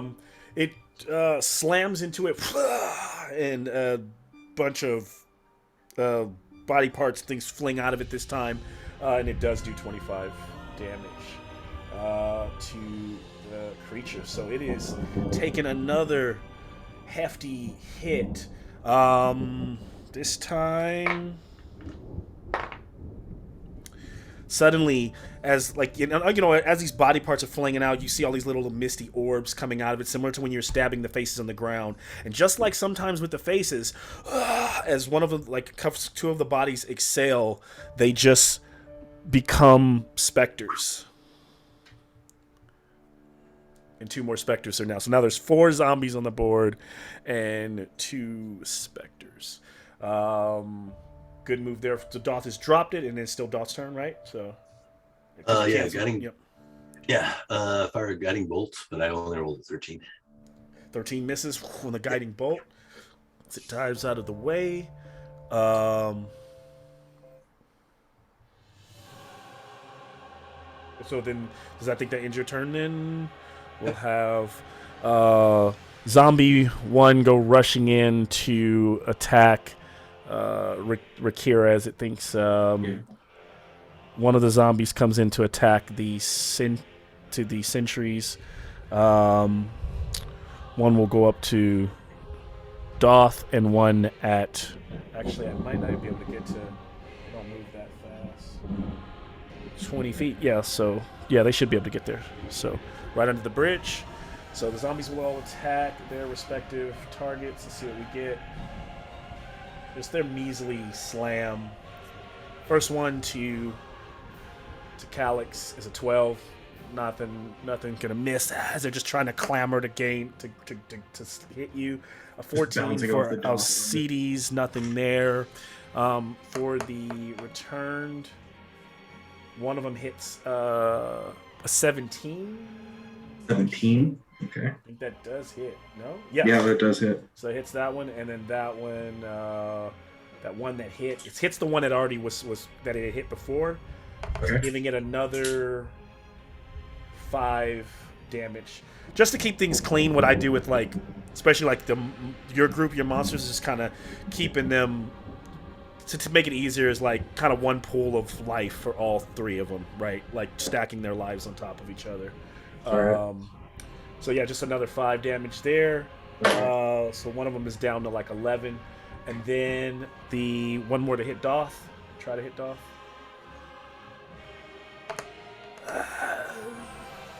Ooh, a dirty 20, but I don't know. Does that Doth? Are you at 21? IC's 21. Yeah, doesn't hit. Boom, clangs against the armor of. And then as that happens, we move to the cadaver collector as it engulfs, shoving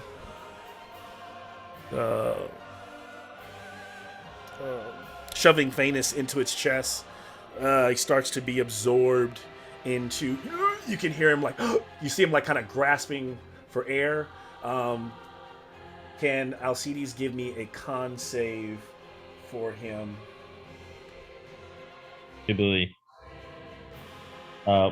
What's his modifier for that? Oh, sorry. I need to give you that. You can also pull it up too if Jack Calyx can pull up champion, but I think it is, so I can get to it quicker. It's +2.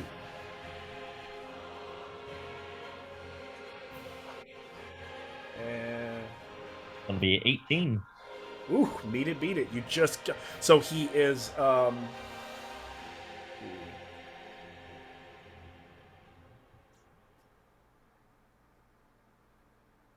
okay. You don't take the bludgeoning damage this turn. But he is blinded, restrained, and unable to breathe right now. And so no, he took no damage from the move. And then as it's shoving him in, it kind of turns this way and just goes and it's shoving him into that hole in its chest that it kind of created it almost looks like a rib cage, kind of the chest opened up, and then it starts to spew out this gas cloud, a 30-foot. So I'll use this as the cone. So it's 30 feet. So that should get the zombies, the sentries, everyone else up here on the mound, and as well as Alcides.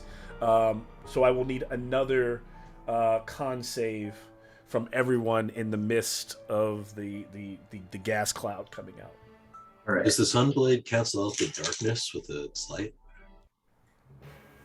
Does it cast what? Oh, does the Sunblade alleviate the blindness with light? The reason I don't think it does is, it would, but here's the thing is, if you're it's the end of Akira, he's he's not in a room where, so I imagine if he's holding the Sunblade, he's being that's why he can't breathe, because there's body parts pressed against him, so he can't even cut right now, so I don't think he would, even if he can see, he can't see anything because it's right up against his face. So he sees a warm light of flesh, like all around him. Right. It's really like all it is. That'll be a nat 20 for Famous. Okay, so That's going to be 12, 4, and 15 for the sentries. Do they need to breathe if they are returned? Those are all fails. All fails. Yes. Returned. The return need to They breathe. still need to breathe. They still need to breathe. Yeah. They don't need food, but so those were all fails. Was a 20 or 21 Okay. that success?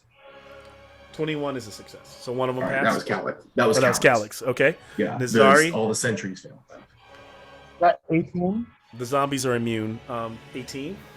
Yeah. All right, you're good as well. So one of the sentries pass. So two of the sentries. No, none of the sentries They pass. all rolled they below all. 15 Okay. and below. So all the sentries are paralyzed. Paralyzed? Okay. They're paralyzed, and they need to. They can repeat saving throws at the end of their turns, but the paralyzation lasts for about a minute. So You give me all these people, and also no. yeah, I'm going after you all. They just happen to be there, but like yeah, Yeah, it's just getting I them. get it. Yeah. It is now Calyx the Deceiver's turn. That could have been Okay. better. Yeah. That would be really bad. So it was a 30-foot cone, right? Yes. Which Okay. that should have hit you. I don't see. Yeah. Okay. No, if it did, if it did, 5, it 10, does. 15, That's 20, okay. 25. That'd have been 30, yeah. Yeah, perfect. Okay, I'm gonna cast Fear, which is a 30-foot cone back, and Ooh. just like flavor it as his daunting roar. So I Okay. need a Wisdom save 15. As you roar, you just roar out. It just ignores you. It just continues to kind of pivot on its little feet, kind of turning. It I is think immune. undead are immune to fear, Yeah, it's Damn immune. It's immune. Yeah. to fright. paralysis, and negative energy. Yeah. Okay. Well, that would have been really cool. But I'm just gonna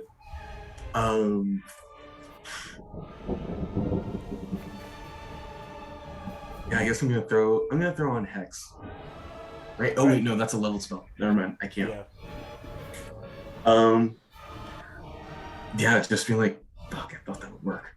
And just hold up my bow and just maybe back up if I can anymore.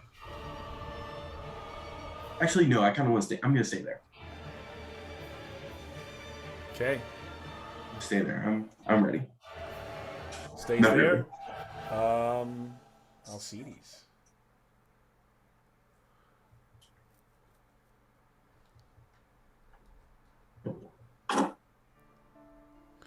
Given Alcides. as a guiding bolt has failed, I'm just gonna stroll on up to this thing and start attacking it. All right. You are. I'll allow you to get past the zombie, but you have to take opportunity attack. That's fine. Yep. So +3 to hit. Zombie doesn't touch you. You rush up to the creature. Go for it. All right.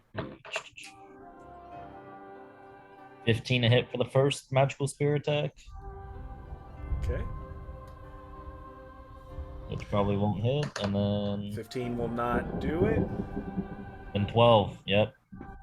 I really hate D&D Beyond. It is useless. Do it. Unfortunately.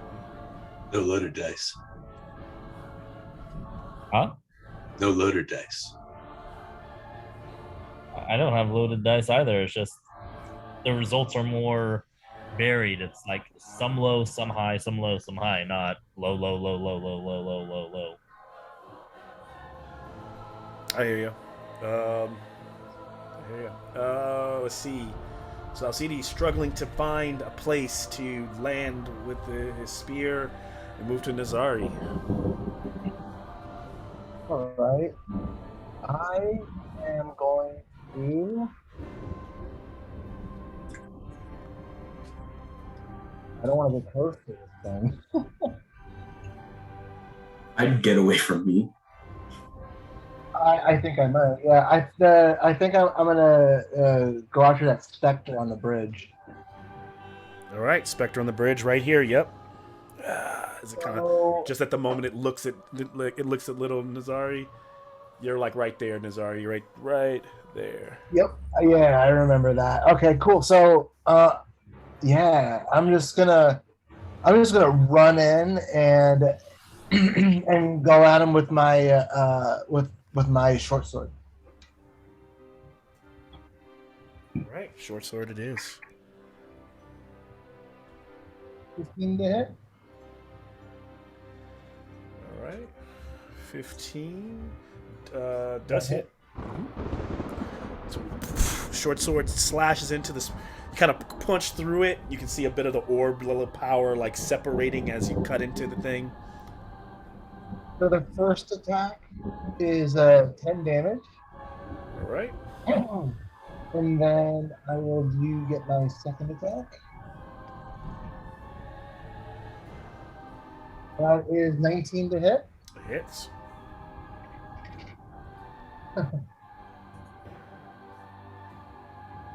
So 10 damage. It's gonna take And 10. then I will go in for, I'm going to spend my key point and get a third attack. It's like you tear like the spirit like in half, and like a piece of it drifts away, and it kind of reforms as a smaller spirit. It's like barely there, clawing by, and then you're gonna use your key point.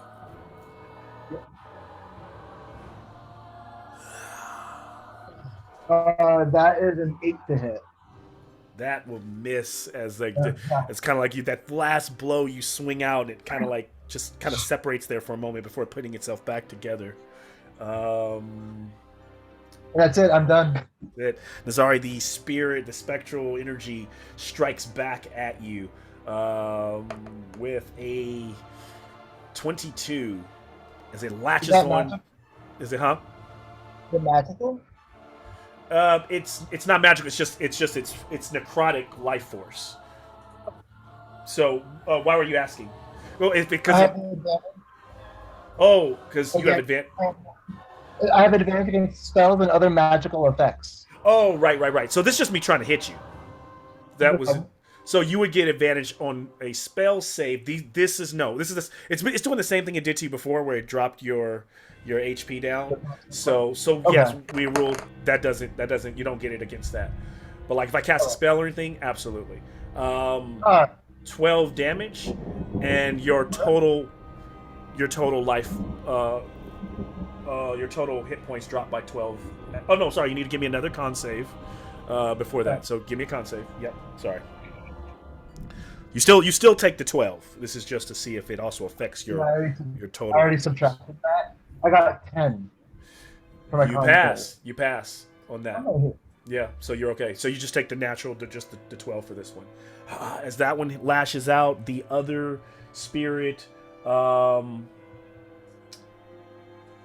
let's see.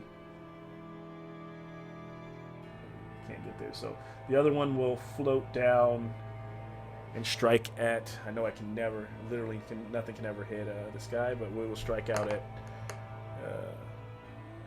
at Alcides for a 21, which does hit him. Looks like he's got an AC. Is that at disadvantage?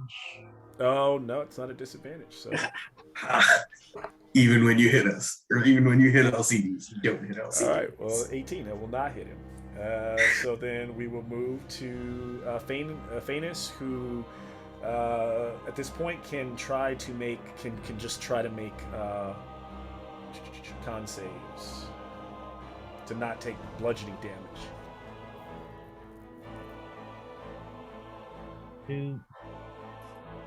2. All right. So I said doot, and yeah, 2, so 4. So Phanis will take. Sorry, I'm going to get back to my creature.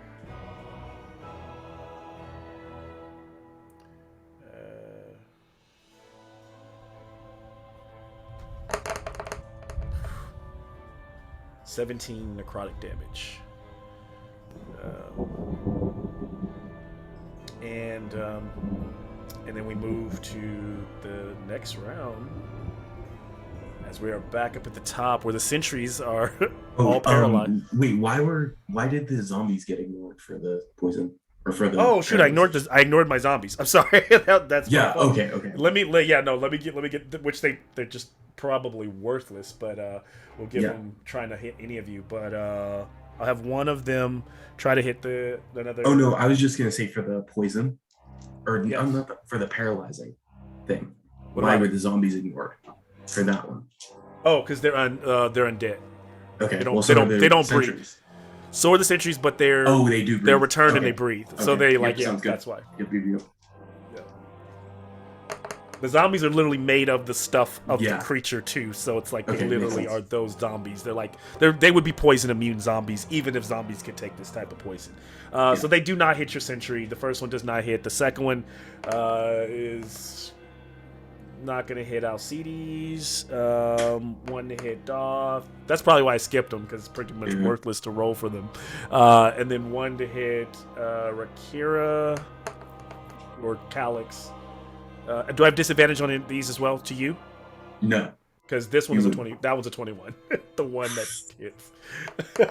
So the I slam like the attack teacher reminding you that, Does- that there's homework. does right. You should have let that one go. So you take six bludgeoning damage as we're back at the top for your sentries who are all paralyzed. So then we move to Doth. Oh, can they repeat the save? Yes, they can. They Yeah. can Okay. definitely do the same. Nat 20 for one of them, and the other Okay. two are below 10. Okay. So C. Or the C. one of them that hasn't taken damage. that hasn't taken any damage. So I'll say, okay, this A, B, C. C Yeah. makes easy. That one I think. Yep. Okay. It's free to Alright. go. So what do you? Okay, so that's the end of their turn still. Yeah, So that's that the one's end of their free, turn. and then Doth. So I'll mark the other two as with still being paralyzed. I got it all marked, or I got it marked down. I created another encounter, Nice. so I'm running them that way.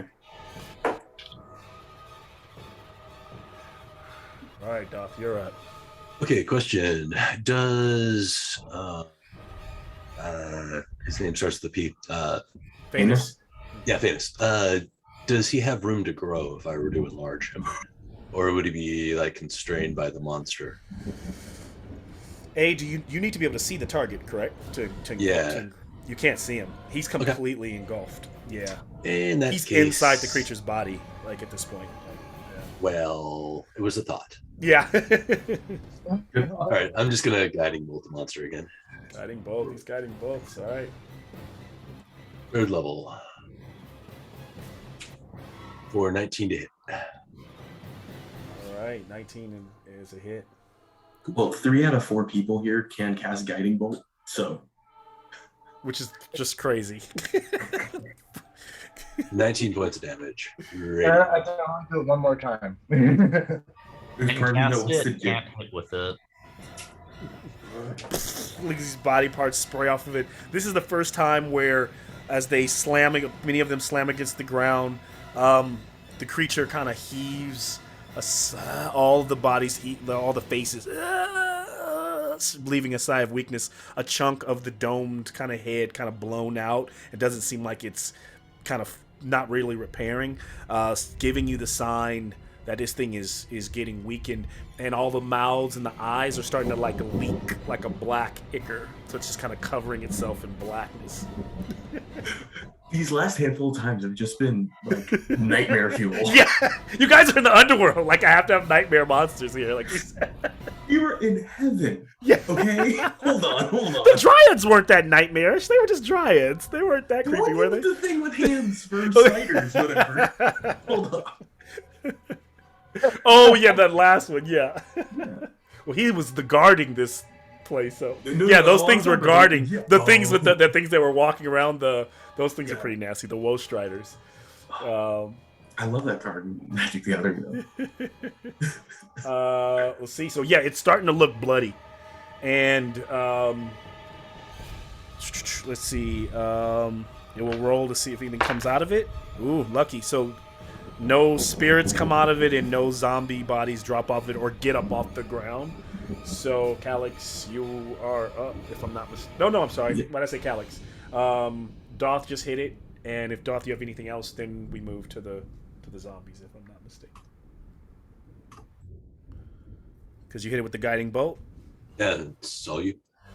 All right, so then our zombies will go around for one more go. One trying to hit Kira. Nope, 7. One trying to hit one of the sentries. Wow, it's really a nat 1. Yes. Got disadvantage against Mr. Alcides over here, so we'll try twice and see what happens. Nope, 16's not going to do it. And then one more at Doth. Nope, not going to do it, so none of them.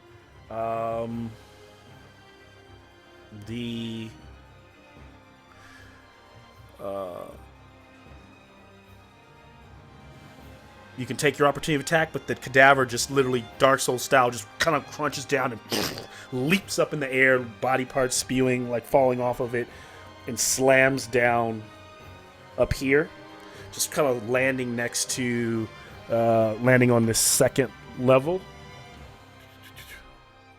So Alcides can attack it if he likes, but as it leaps through the air. 18 to hit. All right, as it slams down, I need dex saves from the bridge, from our satyr, from unless he can kill it before it lands, of course. So yes, 16 you said to hit. That is. Or no, an 18 to hit. Oh, well, that will do it.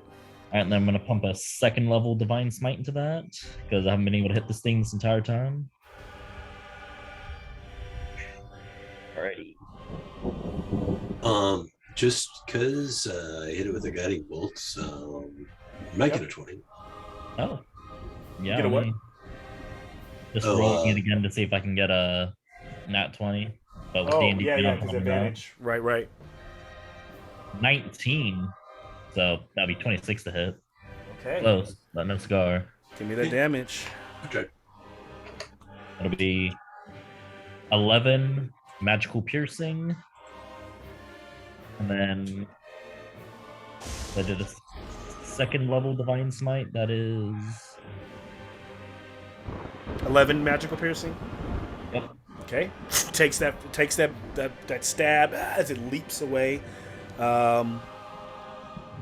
What were the 8 radiant damage? That's a D10 or the D8's at. Wait, are you doing guiding? You're doing No, guiding. I'm doing a divine smite. Oh, divine smite. on Yep. any attack. Got So it. that'd Of be course. 15 radiant. Yeah, you might be able to see if you So that'd be Flying in the air. can. Lands and the- dies. 11 piercing. So 26 total, 15 of it being radiant. Okay, so that 26 total. Did that include the first 11, or no? That was the divine. The first 11 was the first hit, and then that was all the divine smite. The 26 total damage, right, with the radiant and everything. 26 total damage with the Got piercing it. and the smite. So it kind of leaves a trail of body spewing off of this thing, but you can tell as it's, if it was as it's pretty much in its flashing red stage, it is kind of just going wild. It starts to make its attacks. But actually, did I get dex saves from DC? When based on my strength, I'll make. It's supposed to be based on strength, so let me roll for that. Okay, so it's only going to be a DC 12 you need to beat to stay on your feet. But what did you guys roll? You already rolled Calyx. It was basically Calyx and Nizari. The zombie's going to fail and go prone, of course. And the Spectre is not. It's floating, so. 13.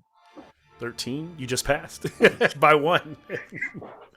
I got an 18. Sorry, you got 18. So your whole bridge is swinging as this thing slams down, all this like flesh writhing around, this huge butcher blade in its hand. It has that 10 reach. The difference this time, though, now that it's in its last leg of the fight, when it swings that blade, it just swings it around. So every single attack is area effect. So you're in it. You guys are both in its effect. So it will attack. So for every attack, it's targeting. Right now, it's targeting both Nazari and Rai. I'm not it. Right, that's Calyx. Yeah, I get it. I get it. So, don't worry. You and your character. So Hey, you can put me instead of. You can take out Ryan. Put me. no, I know. No, because that's who you look like, right? So it makes sense for us to be seeing that. First one's a 29. Yeah, mini on there. Too. So on the first swing, you both take 17 bludgeoning plus 12 necrotic damage. Was that from the dex thing that we had? No. You passed that. This is just swinging its blade for the first time. It's literally swinging it around and spinning it. So it's kind of going in a straight line. So its attack is an area effect now. It's like a 10-foot radius. So it's just an auto hit, kind of. Yeah, it's not an auto hit. It rolled a 26. Yeah. Oh. Yeah. Now it's attacking again. Yeah. It's For a 27. I couldn't even shield and do anything. So this attack is 30 points of total. If I total them both together. Oh, total them both. So that was the necrotic. So if I break it apart, it's 20. Yeah, the 20 slashing, the 10 necrotic. Okay. So if you're Calyx drops. Ooh. You dealt 60 damage. It's a nasty move. It's like he's about to die move. Yeah. As you can see, I'm clearly making homebrew monsters now because that's where we're at. That's where we're at. Yeah. But Calyx just drops, falling back. Is Nizari still up? Yes. Okay. How is Nizari still up? That's crazy.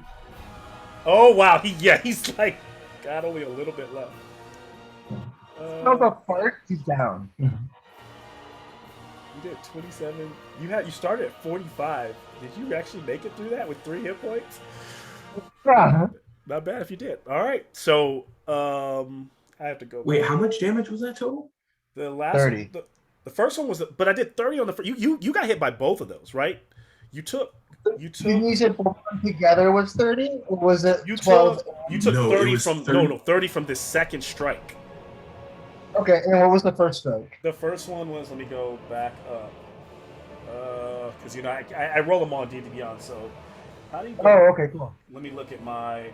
It was north of 59 Damage? total. Yes. All together, not the first. Altogether, All together. all Was like, together was north of 59. I can't see it for some reason. I'm trying to go. But yeah, you should be down. I'm totally down. Yeah.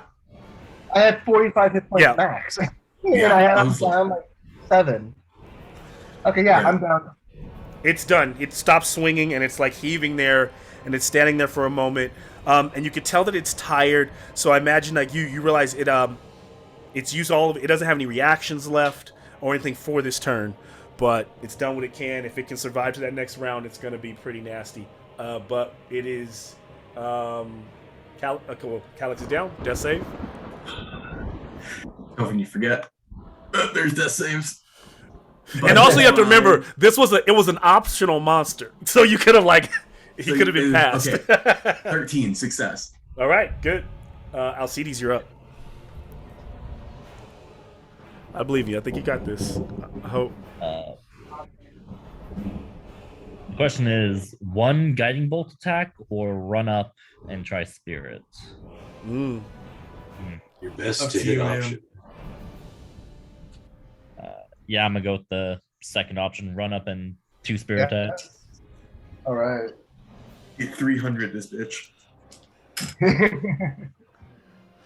Here's the thing I see the issue with, and I'm gonna try to. I like cinematic moments, so I want to give it to you. But if we were going by this where this monster's at, you'd have to run up. You'd have to get Sentry's on your side, but you have to be fighting from a lower position. I guess you don't have reach, but with the difficult terrain, I could argue against it, but I'm not. I'll just treat it as he's just striking up with the spear. throw.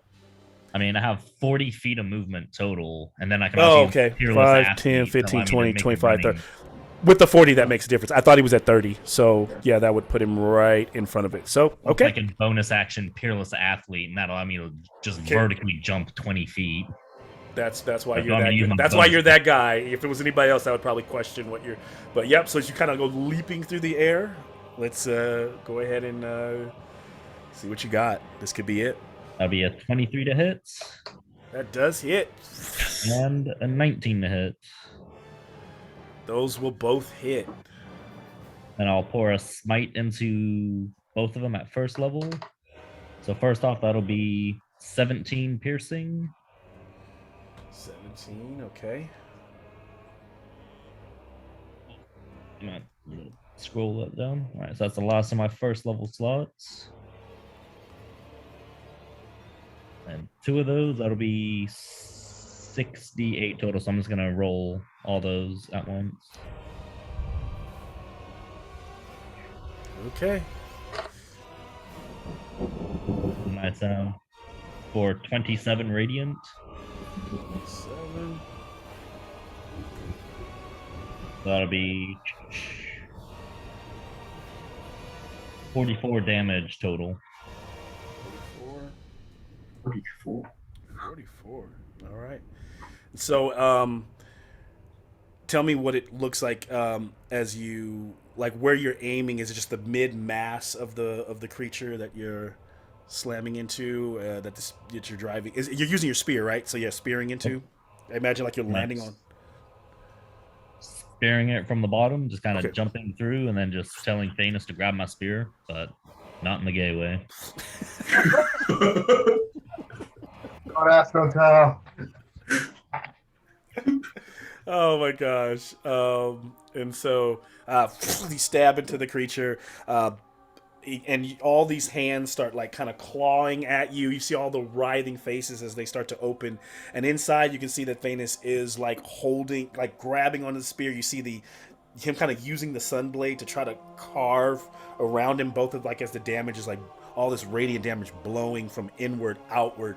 There's just like a blast of light that everyone sees, and as you pull him out, he kind of just spills in the ground, bunch of black ichor, and the thing kind of keels over backwards and like slams down, and then just like almost like a net full of wet fish, it just collapses. All these bodies go kind of careening over the sides and are just lying there. Moments to take this opportunity to save people. The Hexblade's curse, or the smoke, comes from the monster and rises and just goes into Calix's body, and he wakes up. Because he did drop to 0, right? Yeah, he did. Sweet. And he sees Nazari laying on the ground, out of it. All of you do. I will say also, when that happened, all of the other undead, the zombies and the specters, dispersed, and all the bodies just kind of go back on the ground with no source, no power to run them. Bonus action healing word on Nazari. All right. I was going to tell the sentries to hide.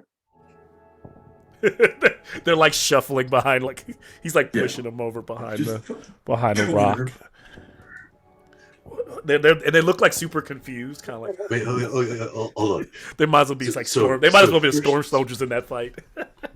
So for specters, Stormtroopers. now you can summon more returned. Phoenix is a generous god. Yeah, Put it I'll that say. Okay. I'm gonna wake up the Return Slayer here. So you all Yeah, get go good? ahead. I'll send them on their way, and All right. he's gonna like dip across, and he's like, you guys were amazing. I just want to know why you guys were here, and in the underworld it was weird, but we have someone who will kill you guys on sight. All this is in Celestial. Yeah. So I know Alcides can understand this, but We pray. You prayed. Phoenix answered. Sent us. We have camp here. We preparing for war. there's a big smile coming across Calix's face. Many return down here in the underworld. And then it just goes. don't worry. We're gonna be taking one of the champions out. So we took out one of their guard dogs, and we're taking out a friend. So Phoenix says,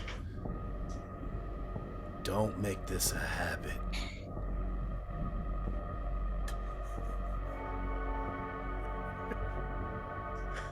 Okay. All right. You guys were great. I love you guys. Blowing kisses off. Just okay. And they begin to like walk off. Biate. Nazari, I'll allow you, unless you would like to press that and see if you saw anything. You would probably have disadvantage on perception checks, but I imagine you wake up right as they've kind of like crested over like the horizon or dipped behind some of the ruins. But you're back, and this group did save you, so turn it back over to the party as Phaenix is getting up. Thank you. And there's a moment where, just briefly through the storm clouds, another one of those moments where the light bathes down on both Phaenix and Alcides.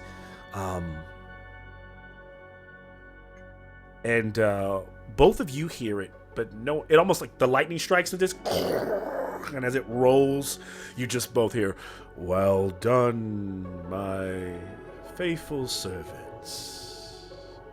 Like how you almost like heard it through the rolls, and you all internalize it to be, you and Phaenix, Alcides, both internalize it to be Heliod,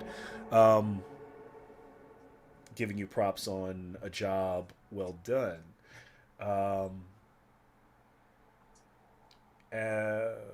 I'll allow you guys to kind of role play a moment. I will also share. I don't know what you might be doing.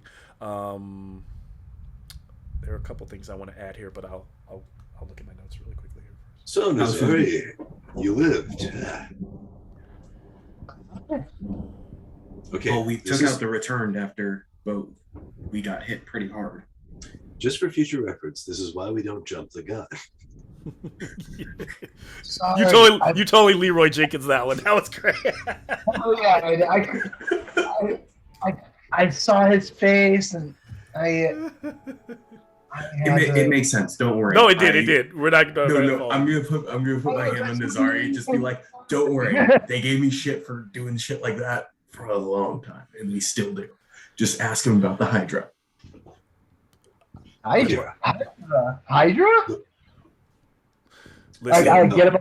Like, where was a Hydra? You will find those.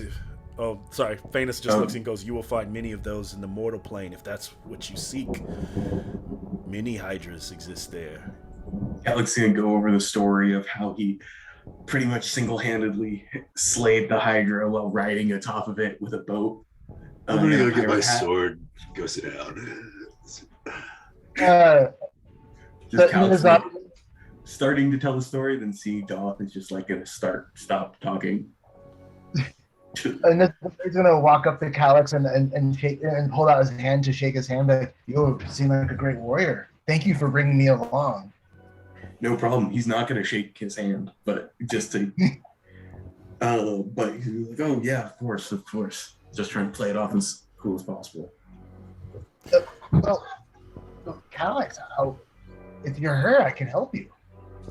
You should probably help yourself. You seem to be suffering from a great deal of, looks like necrotic damage to me. Yeah. How about you, Doc? You okay? Oh, I'm perfectly fine. We're all good. How are you? I was a mighty. Why didn't I see that? Phaenix looks to Alcides and says, "Thank you." He thanks all of you, but then he looks to Alcides and, kind of always refers to him almost as though like he might be the leader because of like he's the one that bested him. And so sometimes when he's talking to Alcides, you realize he's talking to everyone, but he kind of like always like his eye contact is always with Alcides. And he says, "You helped me. Only if you would have me. I know that I cannot, unlike you all, I cannot leave to the mortal plane. But I will stay with you until we get to the portal of Lathos, if you wish, and lend my aid, my services. now that I have done this for Heliod, I will help you for him as well. Make sure his healing power gets back to the people of Melitus. It would be appreciated to have another warrior after we have lost one. Well, we got another one, and looking towards Aziri as well. So don't count him. I'm talking about a real warrior. Shields and spears and swords. Fair enough. He did go toe to toe with me for a while, so. Perception checks all around. Oh God. 8.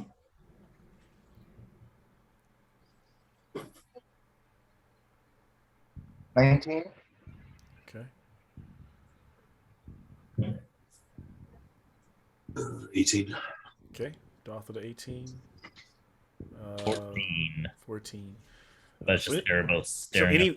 anyone above a 12 would have noticed in the scattered remains of the bodies and everything is just the chains kind of dissipate. They like went into the sand, but the one thing that's left over from this giant creature, which is kind of becoming a recurring theme, is this giant rugged blade.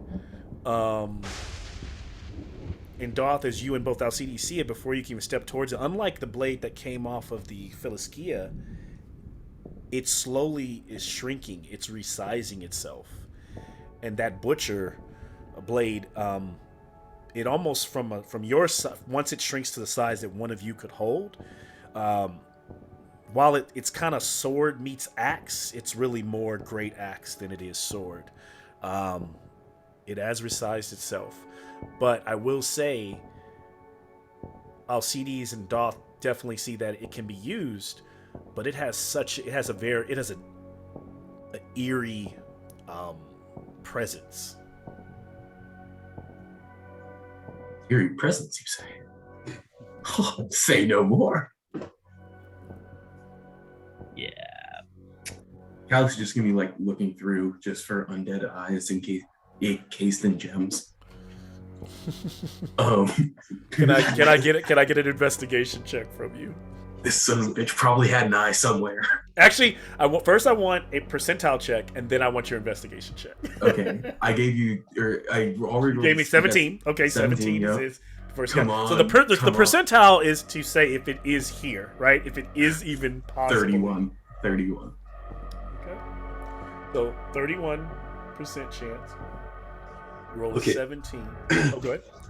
So I was thinking about this, and what we need to do is get an undead eye and put it in a clam. Like haste the clam a whole bunch of times until it like grows a pearl around it. It's a good idea. Then you're good to go. I always thought that why don't we find like an artificer to like mend it, them two together. I could do that too. Yeah, That was our first line of. But it can't, or what's called like arcane things can't be used for like, you can't use magic to create arcane focuses or forms of arcane or arcane spell, whatever. So as Calix, as you're talking this, as you're listening to Doth talk and you're shifting around and you're walking on all these like faces, right? I summon like a rake instead of my weapon and just raking through. And eventually, one of the faces that you see has an eyeball. None of them have had eyes up until this point. And it's kind of looks like the eye has a crack in it, and it's a strange looking. You'd have to like inspect it or pull it out further, pull it out of the face of the. Just jamming my hand in there, just as like you pick it out and look at it, it has like a purplish pupil, and the eyeball is not real. It's a wooden eyeball. Damn. But it is an eyeball. we gotta pop it into his head. Okay. So what if you had like a skull and you were to put like an undead eyeball in that, like a crystal skull with an undead eyeball? I feel like that would work. How it needs to be encased. It needs to be encased, right? Yeah. Doesn't have to be. And you just need an eyeball. So you have a wooden eyeball now. Maybe that. I do have the gem, both in my head. Oh, gotcha. So you've put the gem in one. I put the gem in one, Okay, eye, and that's wherever in the my eye ball. socket would be, and then the ball in the other one. And Got it's it. like, or actually, could Naziri give a disadvantage investigation to see if he sees through the illusion? He could if he wants to, but I don't even know if he cares to. Yeah. At Or this like point, that might hint, or me shoving it like a little bit farther into I imagine his you kind of snout. turn, yeah. Yeah, but like Okay. oh, seeing that, yeah, I'd be like, what the? yeah. You'll only time will tell if that will actually work. So right now, but based on your description, you do know in your head that the chances might be highly unlikely, as the eye is supposed to be in the gym, or so. But we'll see. You guys look towards the, like I And said, within Erebos gonna try to convince you to join his side. He's like, here, I have this eye encased in a gem, very rare. You want to betray Phoenix? Come to me. Yeah, I totally don't do that just to be a double agent though. Well, at this point, I figure I see that, but I only have 4 hit points, so I'm so tired. Yeah, sure. I can't really like react very much, but I do see it, and I am disgusted. Unfortunately, we can't heal like the negative energy drain, so it's got to be a long rest. Okay. So they're gonna try to go back to the tower and rest up there, or do they want to head to the I mean, when I say the tower, I mean the tower with the skull on it, or do Yeah. they head towards the big tower, which they don't know what's there? So I guess they just stay out here and rest. We Is that could we could try to press it, but I think we're too fucked up at this point. We're down on spells, and we could. I'm just down on spells, but health wise, solid. I'm the opposite. I've got spells, but I don't. I have 1 spell slot left, and I'm like almost there. So definitely a short rest. I'd recommend a long Yeah. rest. Take our chances with a random encounter. Yeah. Plus, Press on. Phoenix needs some healing. Right. Or I say short rest just so because we're still on time crunch. No, it's up to you guys. I'm fine with a short rest. I mean, according to Phoenix, he's been wandering around for what felt like months. Which Felt us like felt months. like days.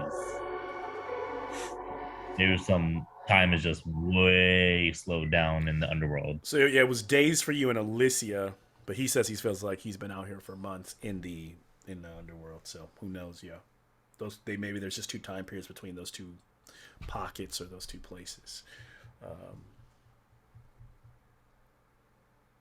Whatever you guys want to do, But unlike Alicia, you're not experiencing that whole like. You're not Extra traveling as rejuvenation. fast. Yeah, you actually. This place feels more impressive. It feels like the real world. Like every step feels like a real step. Like getting there feels like you're huffing it, kind of. Like hiking in Colorado or Denver. Yeah. Whereas like Alicia, you'd look off and be like, "Rolling Plains, we want to go to that forest." And within an hour, you didn't even feel like you're walking. You're kind of like gliding in the forest. It's just like coming towards you. It's like almost like how Doth was saying, like you think it more and you're there. Like you want to be there and therefore you are, right? Let's see. I'll be running for a long rest, but I mean, Is there anything that we can do in order to fortify our position with invisibility or hiding? I can cast invisibility on 2 people, or on Is that gonna 3 be- people total. Is that gonna last for the hour? It's gonna last an hour, yeah. I can swing. I can go into a shadow, like a shadow, and then become an. Well, I can hang out around I can hang out like I don't need to be in invisibility, and you guys be in invisibility and take a short rest. If that's the case, so go ahead and do cure wounds at. I'll do a cure wounds at 2nd level, cure wounds at 1st level. I guess Nazari, you're the one that's down the most, I am. and then you get hit dice. So Yeah, short rest just gives me back my channel divinity, I think. You get a total of 12 points of healing from me. And I lose 2 more slots. Excellent. All right, so are we taking a rest? Short one, it sounded like you want. Yep. Short or long doesn't make much difference to me. And just tapping boop, boop, boop, and they all disappear. My thing was the long rest because I think Nazari got hit with the energy drain. Oh, yeah. Oh. That doesn't go away with. I still, for the first hour, it's just you guys. Yeah, and so Nazari got hit with energy drain, so it was only for 7. So yeah, until he takes a long rest, his total hit points would be down by 7. Yeah, I mean, So your 45 is what, 30? I'm at 16 hit points right now, so I'm not even at my max, the modifier that he hit me with. So, I mean, It do just, we means take a that, long it just rest? means that you can't heal past 38 right now. Yeah. If you're okay So- with that, if you're comfortable with that, you know, with how things are going, but I don't know. You have You said- friend. You said at the beginning of the game we were about an hour away from the stairs that went up like 700 feet or something like that. Yeah, they begin. So the tower. So the way it's built is there's 7 towers, and they're all they basically all are like wrapped around this, you know, each other. So the first tower is about 100 feet up, then the second one's 200 feet up, 300 feet up, forward, all the way to 7. And there's staircases that lead into each tower. So right now from a distance you can see all of them kind of clumped together, and you can see that first kind of stairway that leads to an archway that leads inside. Mhm.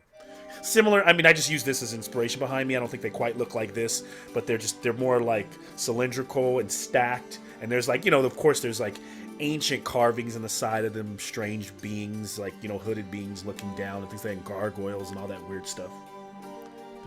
I'm gonna, I guess, also take a minute to cast Identify as a ritual. Okay. Choose one object that you can touch throughout the casting of the spell. If it is a magic item or some other magical imbued item, you learn its properties and how to use them, whether it requires attunement to use, how many charges it has, if any. You learn whether the spells are affecting the item and what they are. If the item was created by a spell, you learn which spell created it. All right. So Doth, as you spend time looking at the great axe, you find this to be the blade of the Ravager. The weapon is rare. It is a great axe. The history of this blade is a sad tale of loss and despair. Those unfortunate enough to wield this axe know what it's like to kill those closest to them. You have a +2 bonus attack to attack and to damage rolls made with this weapon, though it is cursed. Once attuned, it extends the curse to the wielder. As long as the wielder remains cursed, you are unwilling part of the sword. You're unwilling to part with the sword. You want to keep it with you at all times. Whenever you roll a 1 on attack, the sword takes possession of you on a failed wisdom save of 15, and you will berserk and attack the closest people to you. I'm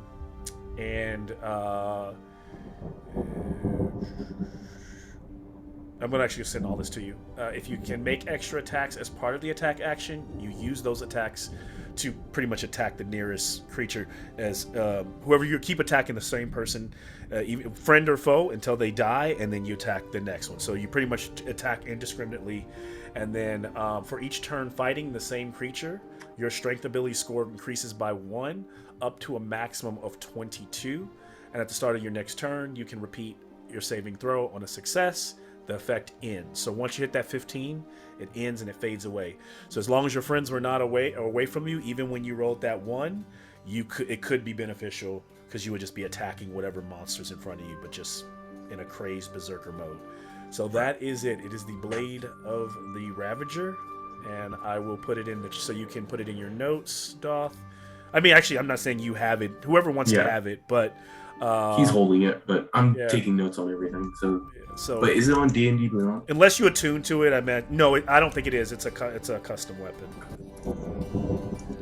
So, and of course, I'm not saying you're holding it, so you're not attuning to it or anything, but you've now identified what it is. Okay. We now have 2 items we could literally give to someone to essentially turn them into a barbarian. Yeah. All right, Erroneous. This is gonna be your Erroneous just trying to do barbarian.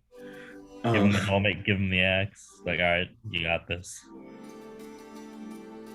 Okay. Just kidding. Both those things are evil as hell, so no. Yeah, Calix is just keeping watch during this rest and just like he's the only one that can be seen. So, and just concentrating on invisibility. All right. The hour goes by without issue.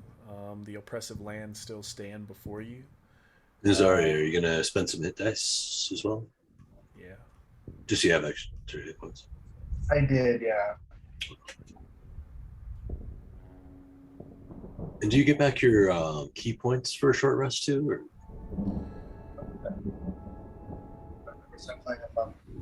I did. Wow.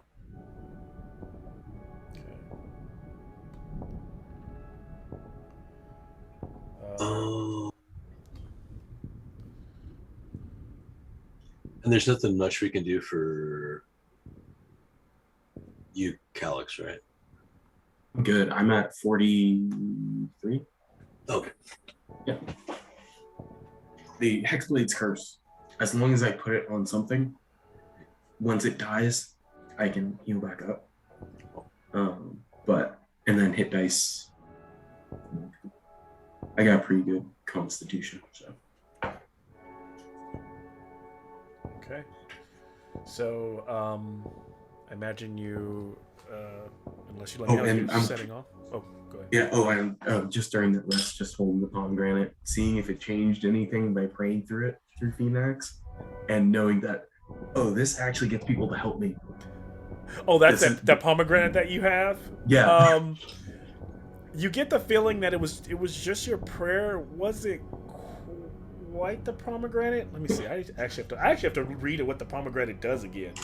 You have not told me anything of what it does. So oh, I didn't share with you then, huh? I didn't. No. You didn't. You should have attuned to it by now. Let me. You said bonding 1. That was it. Got it. I think I know why I didn't. Yeah, let me look at my notes here. It returns me back to human. I think you'd have to identify it because otherwise you're just praying to it. You haven't eaten it, right? You haven't like tasted it. Yeah, anything. no. So that's why it's not giving you anything. Okay. Wait, I can eat it? It's a pomegranate. It's a fruit. It's a. But okay, by now he would have been curious enough to like grab some and just shove it in his face and just probably in his eye hole. I have to find. You found that back at that was from the blood tree, right? Like or that was from the trader. Yes. Oh, the what's his face? The Asphodel, the Gray Merchant. The Gray Merchant. You haven't by chance read the myth of Persephone? I have. Calix. Well, you'll be coming back to the underworld for 3 or 4 months, I'm sure. Build a nice summer home. Oh yeah. Winter home, if you prefer. Alright, roleplay amongst yourselves while I pull out this. I was just like holding this and just like throwing it and having Rye pretend to eat it.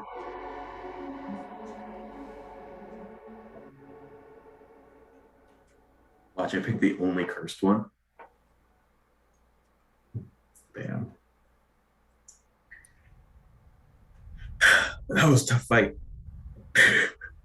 I did 0 help in that one. You got to come up with a way of like prepping for.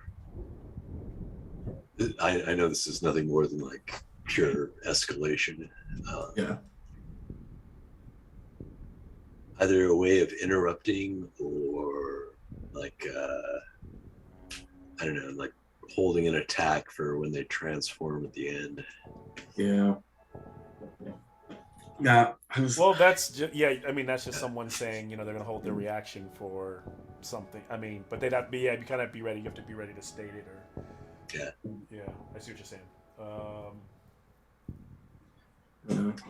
Dot's going over his battle notes.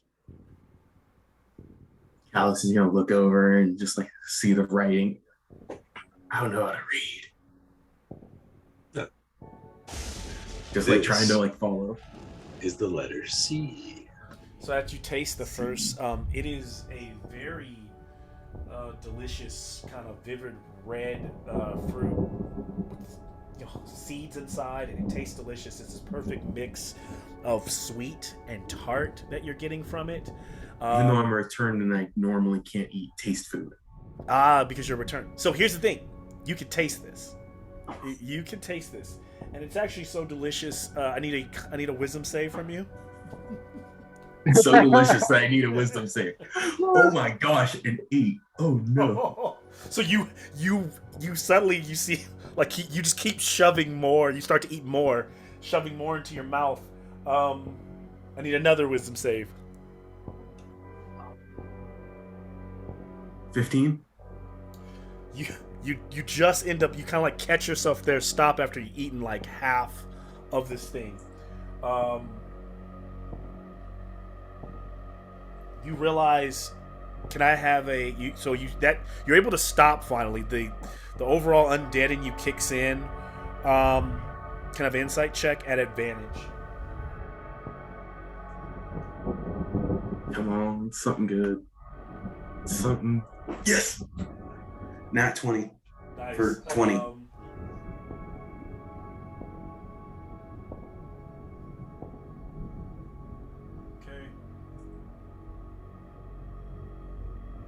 I'm gonna figure out what this thing is. I know. It's like one of those game shows. You're just waiting for the reveal. I know, Yeah. right? It's because it's so like the way it's worded, the way it was written. It does work on you, so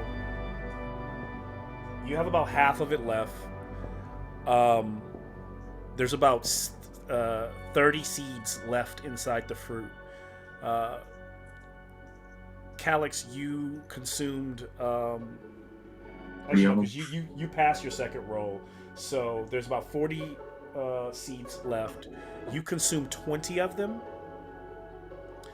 Your max hit points have now reduced by 20, and you feel the tug, the urge to stay in the underworld. If you were to keep eating it, you would feel like the urge to kind of, like Doth said, you're able to stop. You have about 3 days to use this on anyone else or anything else to use its effects. After that, the pomegranate is going to eventually wither and be made and rendered useless, as it will spoil. At this moment, though, you are Feed it to Naziri, and then we dip without him. You do also realize that if consuming it in this way would have taken you to 0, it would have killed you, and you also internally know that wish spells or any type of resurrections would not have worked, and you would have basically you would have chosen to stay in the underworld for all eternity. Alex is looking at this and looking at the trader and realizing what the treat he gave him. Motherfucker. So it could be used as a sense of poison or something, but you got 3 days now from this point. And wrap it in plastic wrap. I'm trying to think if I actually have something that I might be able to do. Now I'm trying. Okay, I'm a food science major, so I'm gonna come back, Malcolm. I'm gonna come back to you within the next few days and be like, "Yeah, this will work." Yeah, that's Just fine. armor of Agathis and throw it at yourself so it gets frozen. I imagine you guys are walking all while this is, as he is having this fit for a moment. He kind of stops and looks strange as he's trying to wrap this fruit up. And just for the first time, you've never seen him be hungry. Never seen Calyx do that before. Sorry, what'd you say, Daw? Oh, put it in a wineskin. Yeah.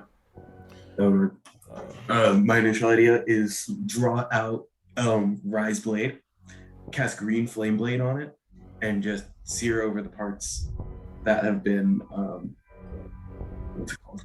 That have been opened up. Okay. Give me a survival check to see if that works. I was like, that'd work if I was doing it. Calix would.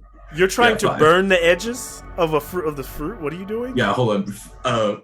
Actually, Calix wouldn't even think of doing that. Yeah. I rolled a 5. Yeah, hold on. Sorry. Never mind. So you're saying you want to take that back? You don't want to commit to that? Yeah. I can't. No. Alright. That wouldn't make sense to do that. But I rolled a 5 anyways. But if maybe Doth suggested the idea. Could you use a cantrip to just preserve it? That used to be one of the cantrips in D&D. Ooh, I don't know if we have that. That's the digitation.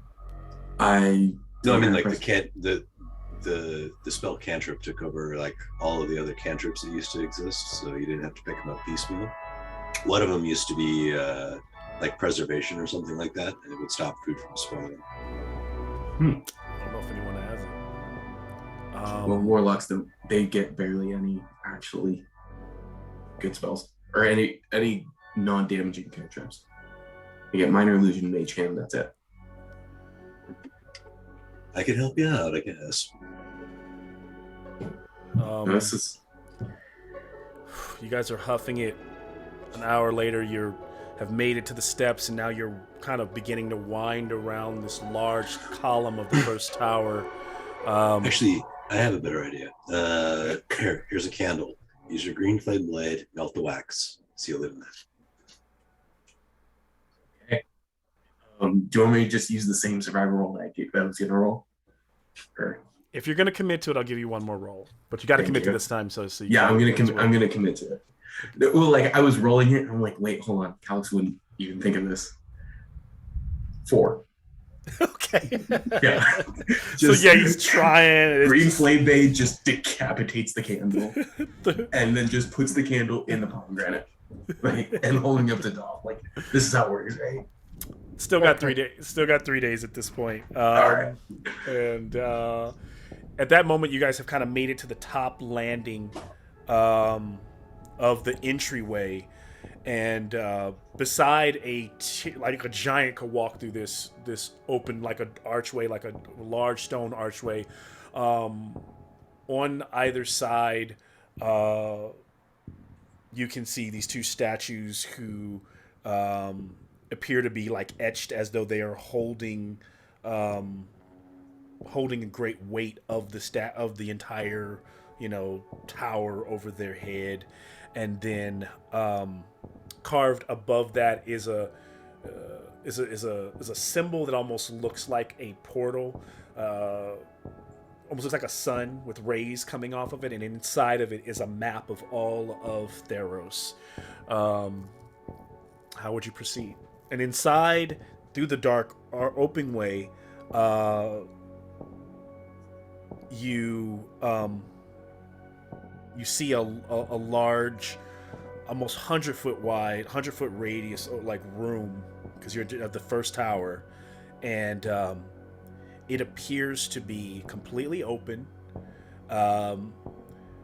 It is, from where you're standing, it goes up to heights, to dizzying heights. Like I said, you can't even see where the ceiling ends, but every 10 feet there appear to be like books all in the walls, like a strange library. But there are no railings, so like the second and the third level where those books are, there's no way to get to them.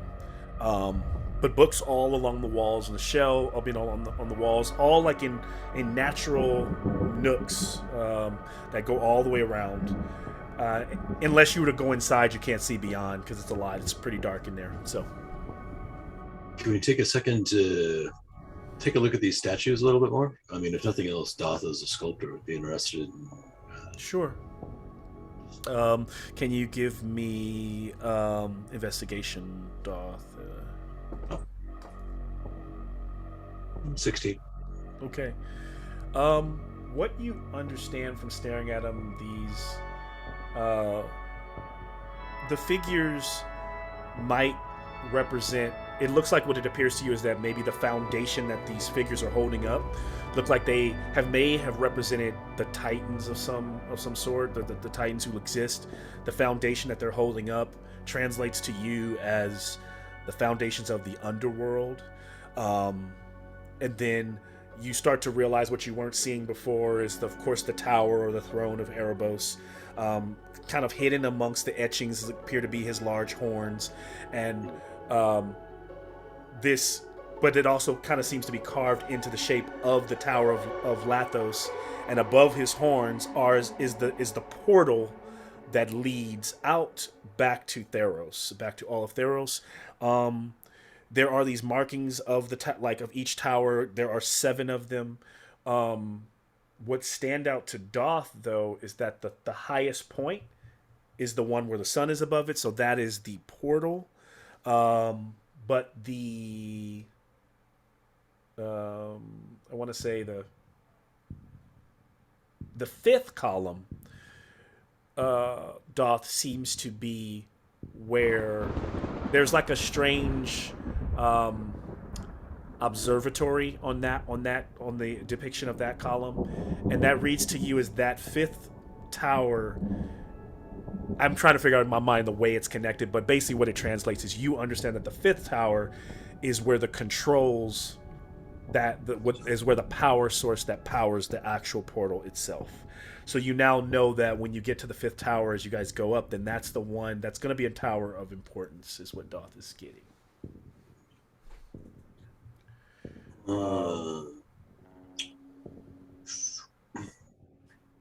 So I think looking at this,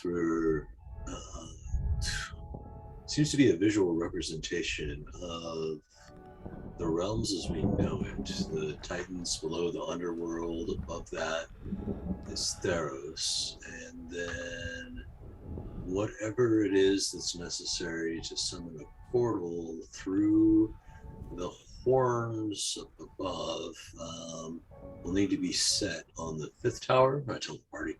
Mm-hmm. And then I'll also give you an inspiration point for that investigation that you can use later on, unless you already have one. I think I used it for like some crazy attack. Yeah, so now you got one back. Do we want to try and bypass the towers using magic to fly, levitate?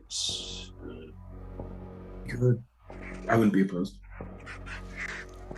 From momentarily high above, you can see what appear to be circling vultures. Yeah, vultures or demons or.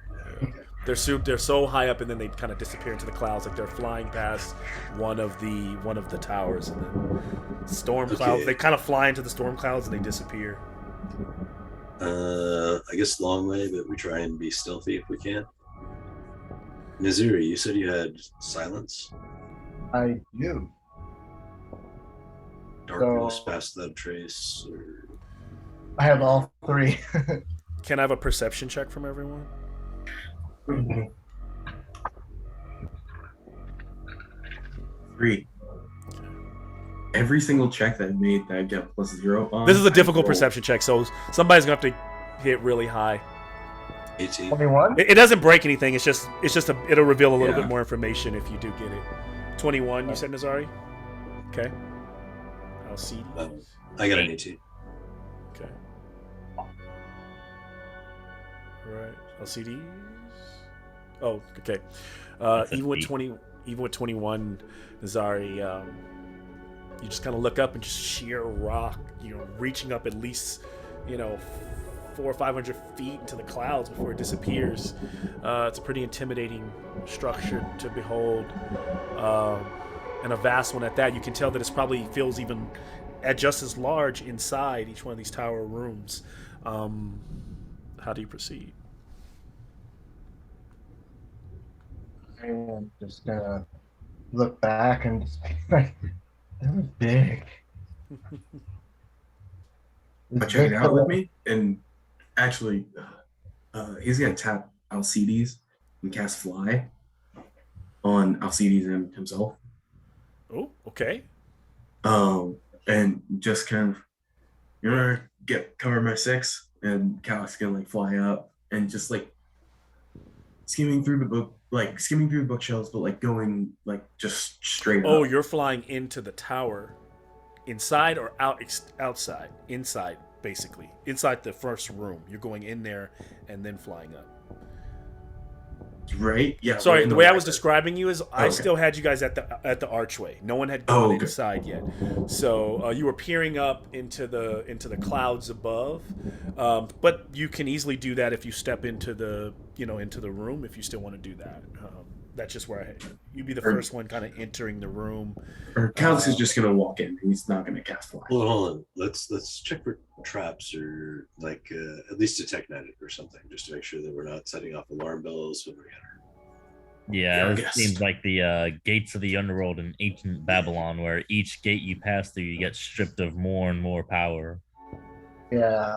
He's How gonna about gesture at them and just be But like, technically, that's normally from where you enter the underworld from, and we're technically exiting. So I don't know. wait, I feel like I should cast Pass Without Trace to hide our movements right now. And then it gives us a +10 bonus to dexterity checks. or just stealth checks. For stealth. Stealth checks. So if you were to walk through the room and try to hide from whatever might be in there, then yeah, you would all have that +10 to doing that, to trying to move. Yeah. Your Cal's your gonna- your heavy armored guys would still be a disadvantage, but they still get a +10. So Speaking of, he's gonna take off his breastplate and just like and go down to 15 armor class, just to keep the or just have straight roll. Medium. I'm not buying that. Here's why. Okay. Why? If I take a breastplate off, it's still on my person. It's not like That's true. it's not like it's not gonna move when you put it in a bag or That's you true. can, Doth could take all his armors off and carry it like Santa Claus and it's gonna Yeah. jiggle. It's gonna make just as much noise. So Fair I don't enough. know. I get that. Okay. All right. Fair enough. I like the idea. I like the thinking. I just don't know. Like if you Yeah. had a bag of holding and you put it in the bag of holding, I Yeah. can see it just being like it Yeah. disappears, it's gone, Alright. and it doesn't make any noise. I mean, you could stuff cotton or cloth in between where it would make the noise. Here's the thing. Calix Oh, wow. is nothing. Came into this campaign with literally just the armor and the weapon. Well, he technically didn't have the weapon. He was given the weapon, but anyways, there's nothing on this person. Okay. But yeah. Are we gonna do the So we're detect investigating magic for thing? Yeah. magic. I mean, so who's detecting? I mean- Who is doing the detecting? Are we doing detect magic? I think Doth. Okay. It'll take a ritual, so while I'm doing it, if you guys could do an investigation for traps. Yeah. Can I do? Oh yeah, can I do like a perception check for anything that could hurt us in the room? Without stepping in. Sure. That would No, be. so I thought are we stepping No, in, guys? we have not crossed the threshold of the room. No one's in there. Threshold. I'm gonna cast what was that called? That's not intimidating at all. I'm gonna cast Pass Without Trace on myself, Okay. and then I'm gonna walk up to the door. There is no door, just an archway to a very large. arch. That's why you can see you can beyond this 10-foot, almost 10-foot wide door. Like a probably 6 or 7 foot wide. Inside, you can see the 100-foot wide hall that goes. It's round. It's radius, so it's huge, right? And then there's just books. The only thing you can kind of make out is that the walls are lined with books. So far, you can't. They're so large and it's kind of dark. It's hard to even see on the other side to see if there are exits or to see where the stairs go from there. But that's what you see from standing right there at the front. Right now you guys are at the archway, the two statues on either side, the weird kind of carvings, and you're still outside, right? That's why you can see the vultures above, kind of flying around. Yeah, that's where you're at. So then I'm gonna double down on my Pass Without Trace, and I'm gonna walk up to the arch, and then I'm gonna turn around and look at everybody and be like, "We going?" We were detecting magic and we're looking for traps. And you're casting that as a ritual, right? So you don't use Yeah. a spell slot, Doth, so 10 minutes, right? And so as you guys wait for that, it goes by, and Doth does is detecting. Calix is gonna look for more return while he's doing all this, just scanning the place. I know you guys are impatient. Oh no, that's all good. Alcides is unsure if there's a we yet when it comes to Nizari. Give me 1 second. There's a we. Nizari's kind of tagging along like he's part of the group, but Yeah, fair enough. So you are detecting illusory magic, Doth, in the room. Is there any way to disbelieve or? I mean, if you know it's an illusion, then it's no longer an illusion. So Right. detecting could that be there is invisibility. illusion magic, you now believe that it's an illusion, so therefore no It longer. could be invisibility. And Calix would suggest this one because illusions is kind of like his thing. It could be that. It could be.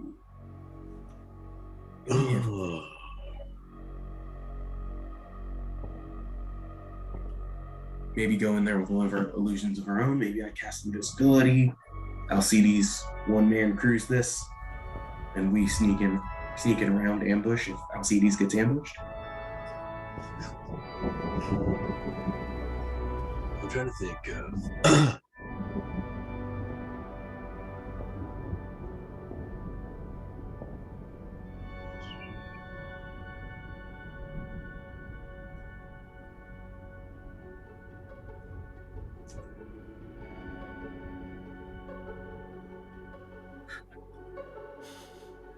Okay, how big is the interior of the interior? This thing looks huge. Yeah, it's a football field radius wide, like is how big that 100 feet that it's open space.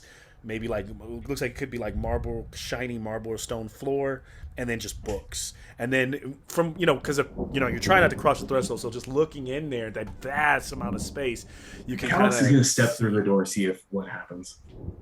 Calix steps through.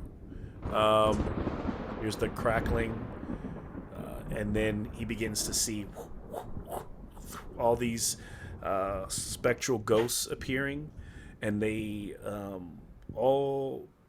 look like they could be. They don't have faces really. Like it's hard to recognize all, but they look like spirits, and they're floating in all the different levels. There are hundreds of them. Hundreds of specters all through the room, but looking like they're picking at the shelves, like they're reading books. They're just nerd ghosts. It's fine. And then they all turn and look down at Calix. We see you leave here. You may not have this knowledge. And then when you're looking up towards where the ceiling would be, it's just darkness. You don't know how far it goes up. And an eye opens up. There's just a large eye, like from where the ceiling would be, maybe at least, looks like it has to be at least 100 feet up. This just human, large, probably 40-foot radius eye, just moving around looking. And then across the other side of the room, on the opposite end of the room, is another set of 40-foot wide stairs that go up and curve. They go outside into the next up into the next tower. But there's a short it's all, actually they're not outside, they're a hall, so it's a dark hall, but they go up. That's all you see. Calix is going to yell out, "Hey, can we cross through to the other side? We don't want to know any of your books. We're fine." And it just keeps repeating, "Do not take any knowledge here. Continue on. Leave this place," Yep, Alex, Maybe we this are- is the illusion. It said continue on, so Yeah, why don't we walk on? He's going to whisper to Doth, "Hey, maybe leave your spider to go through some stuff."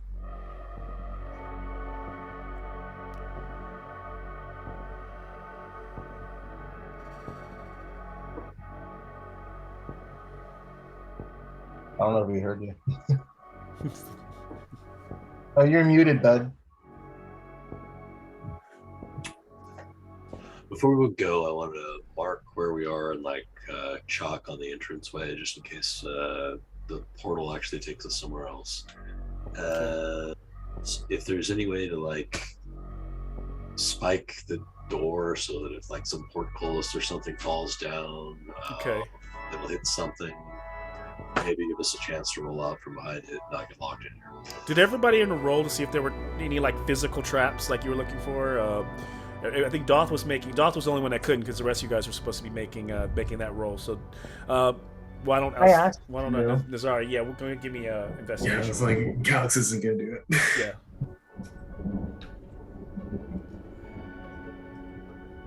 Like, Venus, do you know anything about this? So, from what you see, Nazari, there don't appear to be any places where a portcullis would drop or where spikes might shoot out. You don't see anything that looks off in the ground. At least mechanically or arcane machinations, nothing looks like it is going to happen. And because of Doth, I'll say because of what Doth uncovered, you're getting the feeling that what Calix is triggering is the illusion of the room, the very off-putting illusion. At that point, I'm just gonna be like, I'm just gonna look at her like, come on, let's keep going. Then I'm gonna keep walking forward to the staircase. Okay. You guys move across this very large open space, getting to the next group of stairs. I don't know if you guys are still not rocking torches, right? You guys have been to this hall is dark and black. So even with your dark vision, it's very hard to see. But you begin to ascend directly upwards at an angle. Once you get up another 100 feet after you've left the library, you find yourself in this a 40-foot hall, but at the end, you kind of going forward, there are sconces along the wall that go down about 40 feet, and then it's a T-shape. So at the end of the hall, it goes left and it goes right, but you don't see beyond where that is. And from the right, there's a bit of flickering from the small, because you remember how this is another 100-foot wide. It would be, well, here's what I'll say. The walls, the hall goes up, and you can't really see where the walls end. So you feel like you're in another tower that's very large, but it seems to be a maze to get through. It seems to be zigzagging. It's not open floor planned like the last room, but it's about the same size and width if you could see over those walls. And directly ahead of you is a T-shape, but from the right side, the left side, you don't see anything, but from the right side, there's a faint amber glow, and you hear like a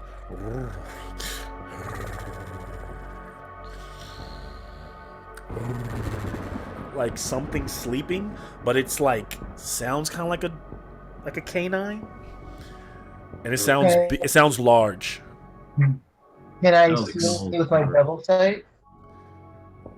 All right, the devil sight allows you to see through the Magical darkness. Through the magical darkness.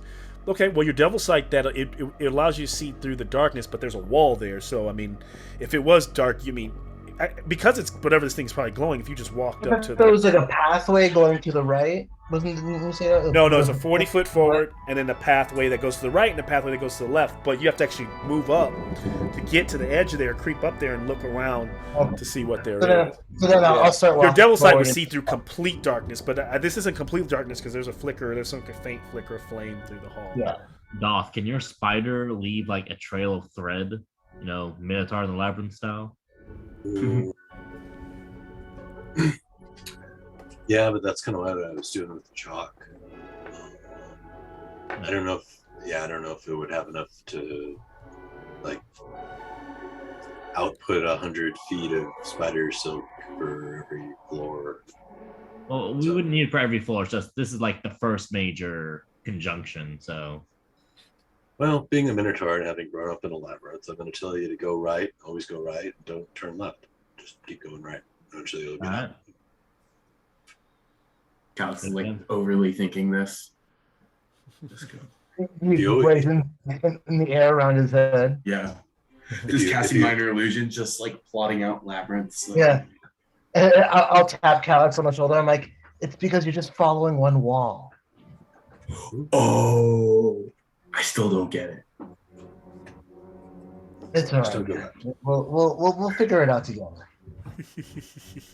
And we assume that we're going to be do we know about service or anything like that? I mean, in this world, I mean, everyone I think kind of knows that the Cerebus is a standard creature. There are different versions of it. There are 2-headed, 3-headed Cerebus. There are The Hydra all over it. yeah, so it's not like the traditional where there's just this one beast that guards the gates of hell. So yeah, you do know about those creatures for sure. So I'm assuming that's some sort of guardian. That would be my first guess based on legends and lore. Okay. He's It's most gonna likely look weighted to the right. Cal's gonna look towards Naziri like, wait, you can like help us sneak by it, right? Didn't you cast sneak pass without a trace?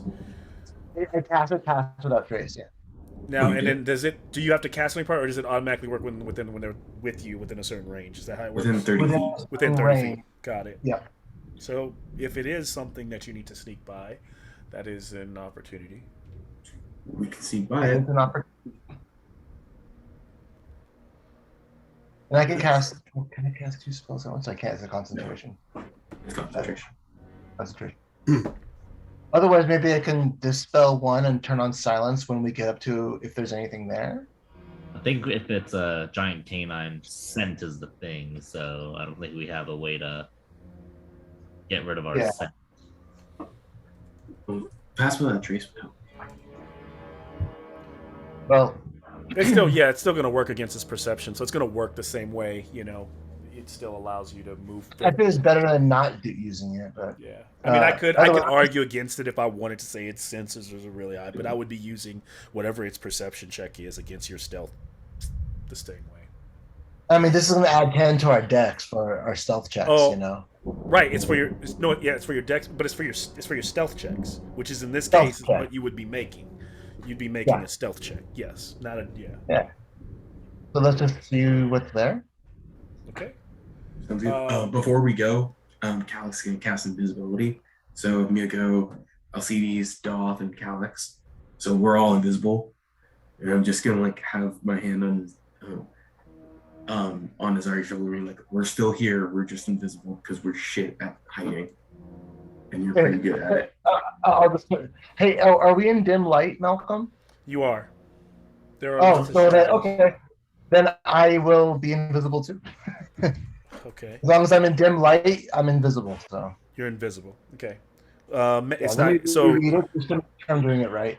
Mhm. But that's how Basically, it's basically like invisible, where monsters you can't be seen. But if it was combat, the monsters just get disadvantage on attack rolls, right? That kind of. Yeah, basically, it's like if I move, you'll see it. It's like a predator kind of thing. If I Right. attack, if I do anything, Right, if you do then it's like the imp's invisibility. Yeah, but you still have to make stealth because you're moving right now. So, yeah. Well, yeah. So As rules as written, we get it. who's moving? Because here's the thing: staying with him, you get the +10, but who's moving up to even the 40 feet to get to the wall to see what the thing is? Or you all just want to make here's what I'll say. I'll give you 2 options, or you can tell me if there's a third. But what I see here is you can make 1 stealth roll to literally whatever it is, just try to sneak past it. Like once you see it, you're like, oh shit, keep going. Or are you moving up, stopping, looking around the corner? That's a stealth check. And then there's like, once you see it, there's another stealth check to decide whether you're going left or right. Or do you just kind of commit to whatever we see, we're going to be going left, right? Or whatever we see, we're going to be going right. It is on the right. I know the idea of like going right is the safest for getting out of a maze, but the path is to the right is where the thing is coming from. The concept works if you go left. Yeah, it works both ways, to be honest. Yeah, because eventually you go left enough till you'll get out as well. Worst case, you'll have to double back, or you'll have to kind of work back around. So yes, you're right. I say we take a look at what it is, Erebos isn't a trickster god. He wouldn't put a monster in a dead end. Yeah. Like that'd be a Phoenix maze. They're like, oh, we hear the monster. That must be the right way to go. Nope, dead end. Okay. Yeah, I agree. If there's a monster there, it's guarding something. Kind of like Fluffy in Harry Potter. Like he's on a trapdoor. Okay. So we walk up, or so Then we sorry. walk up slowly to be able to see what's going. So we go with the 2 stealth checks. Yep. Is that what we're doing? So I think so, yeah. Uh-oh. Everything kind of froze up for me here. Because, to be honest, okay. And everyone should get. Oh, everyone gets a plus Yeah. 10, but even if you're disadvantaged. well, do they get advantage because of invisibility? Oh, you cast invisibility on them all? Mm-hmm. So they would get advantage, which would make it a straight roll, right? Yeah. Yep. Okay. That is fine with me. 31 total. And that'll be 29 total, Okay. I think. How do I get back to the log?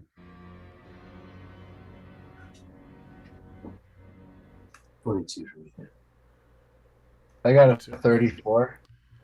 Okay. Oh no, that'll be a 19.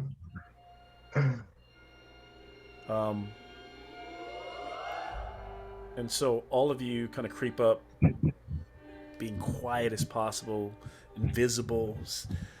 Nizari leading in the shadows. Kind of see you kind of Scooby doing it along the wall. And when you make it there, you look past all of your faces stacking on top of each other as you peer around the corner. You see a huge size canine, a large dog with 2 heads. One kind of both one of them resting on its 2 paws, and the other head kind of laying on the ground beside it in this very large hall. There, when you look left and right, both halls go down like another 30 feet, and then curve to the left. The one where the dog is sitting, he's taking up a lot of the space, so you'd have to sneak around him. His big tail's kind of moving, blam, like back and forth. And around the neck is a collar, large collars, and you can kind of see gleaming. The fire, the light is not from the sconces where the dog is sleeping. It's from the dog itself. It's emitting like a red glow. And on the golden tags around his neck, just on both necks, say Penelope. Well, should we try and sneak past? Gone this far. Give it a shot. Okay. Worst case scenario, we fight it. Best case scenario, I'm we'll get back. not going to be getting close to this thing. So will you go towards the dog to sneak past the dog, or will you go the other way past the dog? Yeah, or will you go the opposite way away from the dog? I kind of want to go and cuddle up with the dog and go to sleep so I can get all my hit points back before it kills me.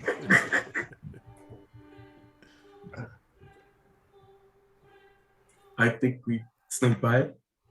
Yeah, that's kind of where I'm going. What do you guys think? Thumbs down for sneak away. Thumbs up for sneak by it. Yeah, Jameson, give us a thumbs up or thumbs down, bud. Thumbs up. I think the majority of us said sneak by, so sneak by.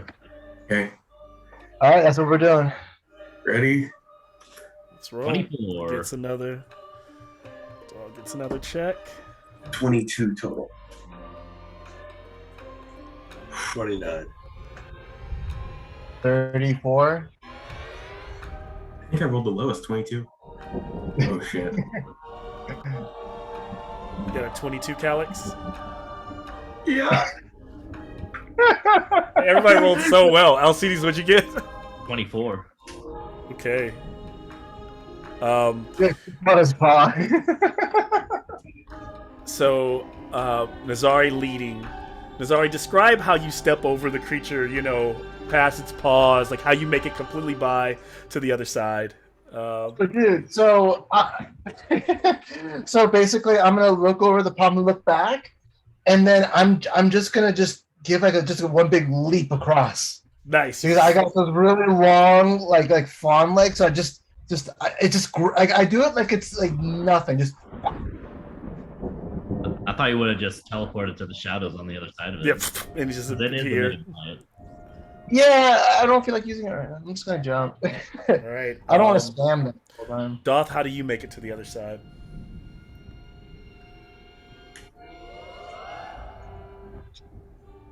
I'm carrying a giant sword. I don't. Yeah. There- Are you there- still there- dragging that sword? Like, are you Yes, still trying to? yes. Yeah. You have to like put that thing on your back and kind of like hold it and step over. He's a big minotaur. I don't see any other way of doing this realistically without like levitating myself and just like pushing it off whatever's above it and just sort of like silently coasting across it to the other side. Okay. And That whatever you do. actually is the best idea. Yeah, I was gonna say that maybe Calyx comes across first, and you and Alcides, and we just kind of tip it over the paw. Alcides, how do you go about? Carefully avoiding it and stepping over. Nothing too fancy. Yep. And Alcides, as you carefully step over, suddenly the tail like slams right in front of your face, and you're forced to kind of step back. And as you do, your spear just kind of rakes the side of the wall. And as it does, the dog kind of, one of the heads opens its eyes. And at that moment, like it opens like one of its eyes, but it looks kind of drowsy. And Calyx, you're already on your way, but it looks, but it doesn't see anything. And then it closes. Calyx, how do you get by? I'm about to start playing my flute.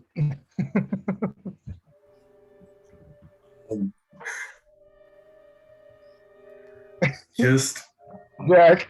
with my bow, like holding, just ready to summon my bow, but doesn't and not holding it, but just sort of like slowly stealthing, almost forgetting that I'm invisible, and just slowly trying to make it across, and watching the tail as it's focusing on the tail, not the head. Yeah. Focusing on the tail, going through and just trying to find a time to zoom through, or like a time to go through when it's like stopped. And so you're kind of waiting as Alcides steps back and the dog kind of makes a bit of a noise. The tail goes up again. Alcides crosses over. Calyx, you try to do the same thing, and the tail comes down at a wrong angle and swats you. You go sliding onto the ground, and as you slide into the path, that same, as you kind of stop, the eye is open and it's looking down on you. It starts like growling, and then it just roars, and the whole thing just begins to like stand up and angrily, as you all begin to force to take defensive positions. But like a dog that the minute it sees, it goes, ha, ha, ha, it just goes like striking out, and it's maul Calyx, getting a surprise attack on Calyx. Did it see Calyx? What's that? He said it opened its eyes and bit, but It did it the second time. It hit him with his tail and it slid him back. So both Alcides and Calyx failed. It rolled a nat 20 for a 25. Yes. I was like, I was tempted to just, I wanted to tell you, be like, wait, did I succeed or fail? Because I can. You had failed. I would have described it like, I threw up the. Oh yeah. Pomegranate. And so there's this moment as the dog is like kind of standing up, and it just bursts into flames, and it lights up the whole hallway.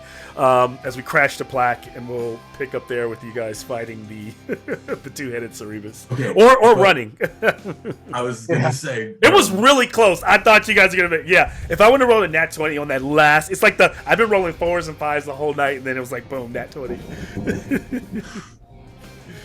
Oh man. You keep saying it sees us. Can it see invisible things? Well, here's the thing. When it turns on fire. I mean, you guys are so close. There's not. I doubt there's gonna be any shadows when it like bursts into flame. Like when it like lights up. So, if you're invisible. Well, here's the thing. You're also invisible. Res of visible characters can be seen. Like they can be made out in a combat. So, if you fail a stealth check, basically what is like Predator. I see the thing. I see something moving. And I recognize it's there, and I try to attack it. Now, if he's still invisible, that's fine. I'll get the attack at disadvantage, but I'm able to spot something is there, right? Like, and so yeah, that's the way I see it, based on the rules, you know. Okay.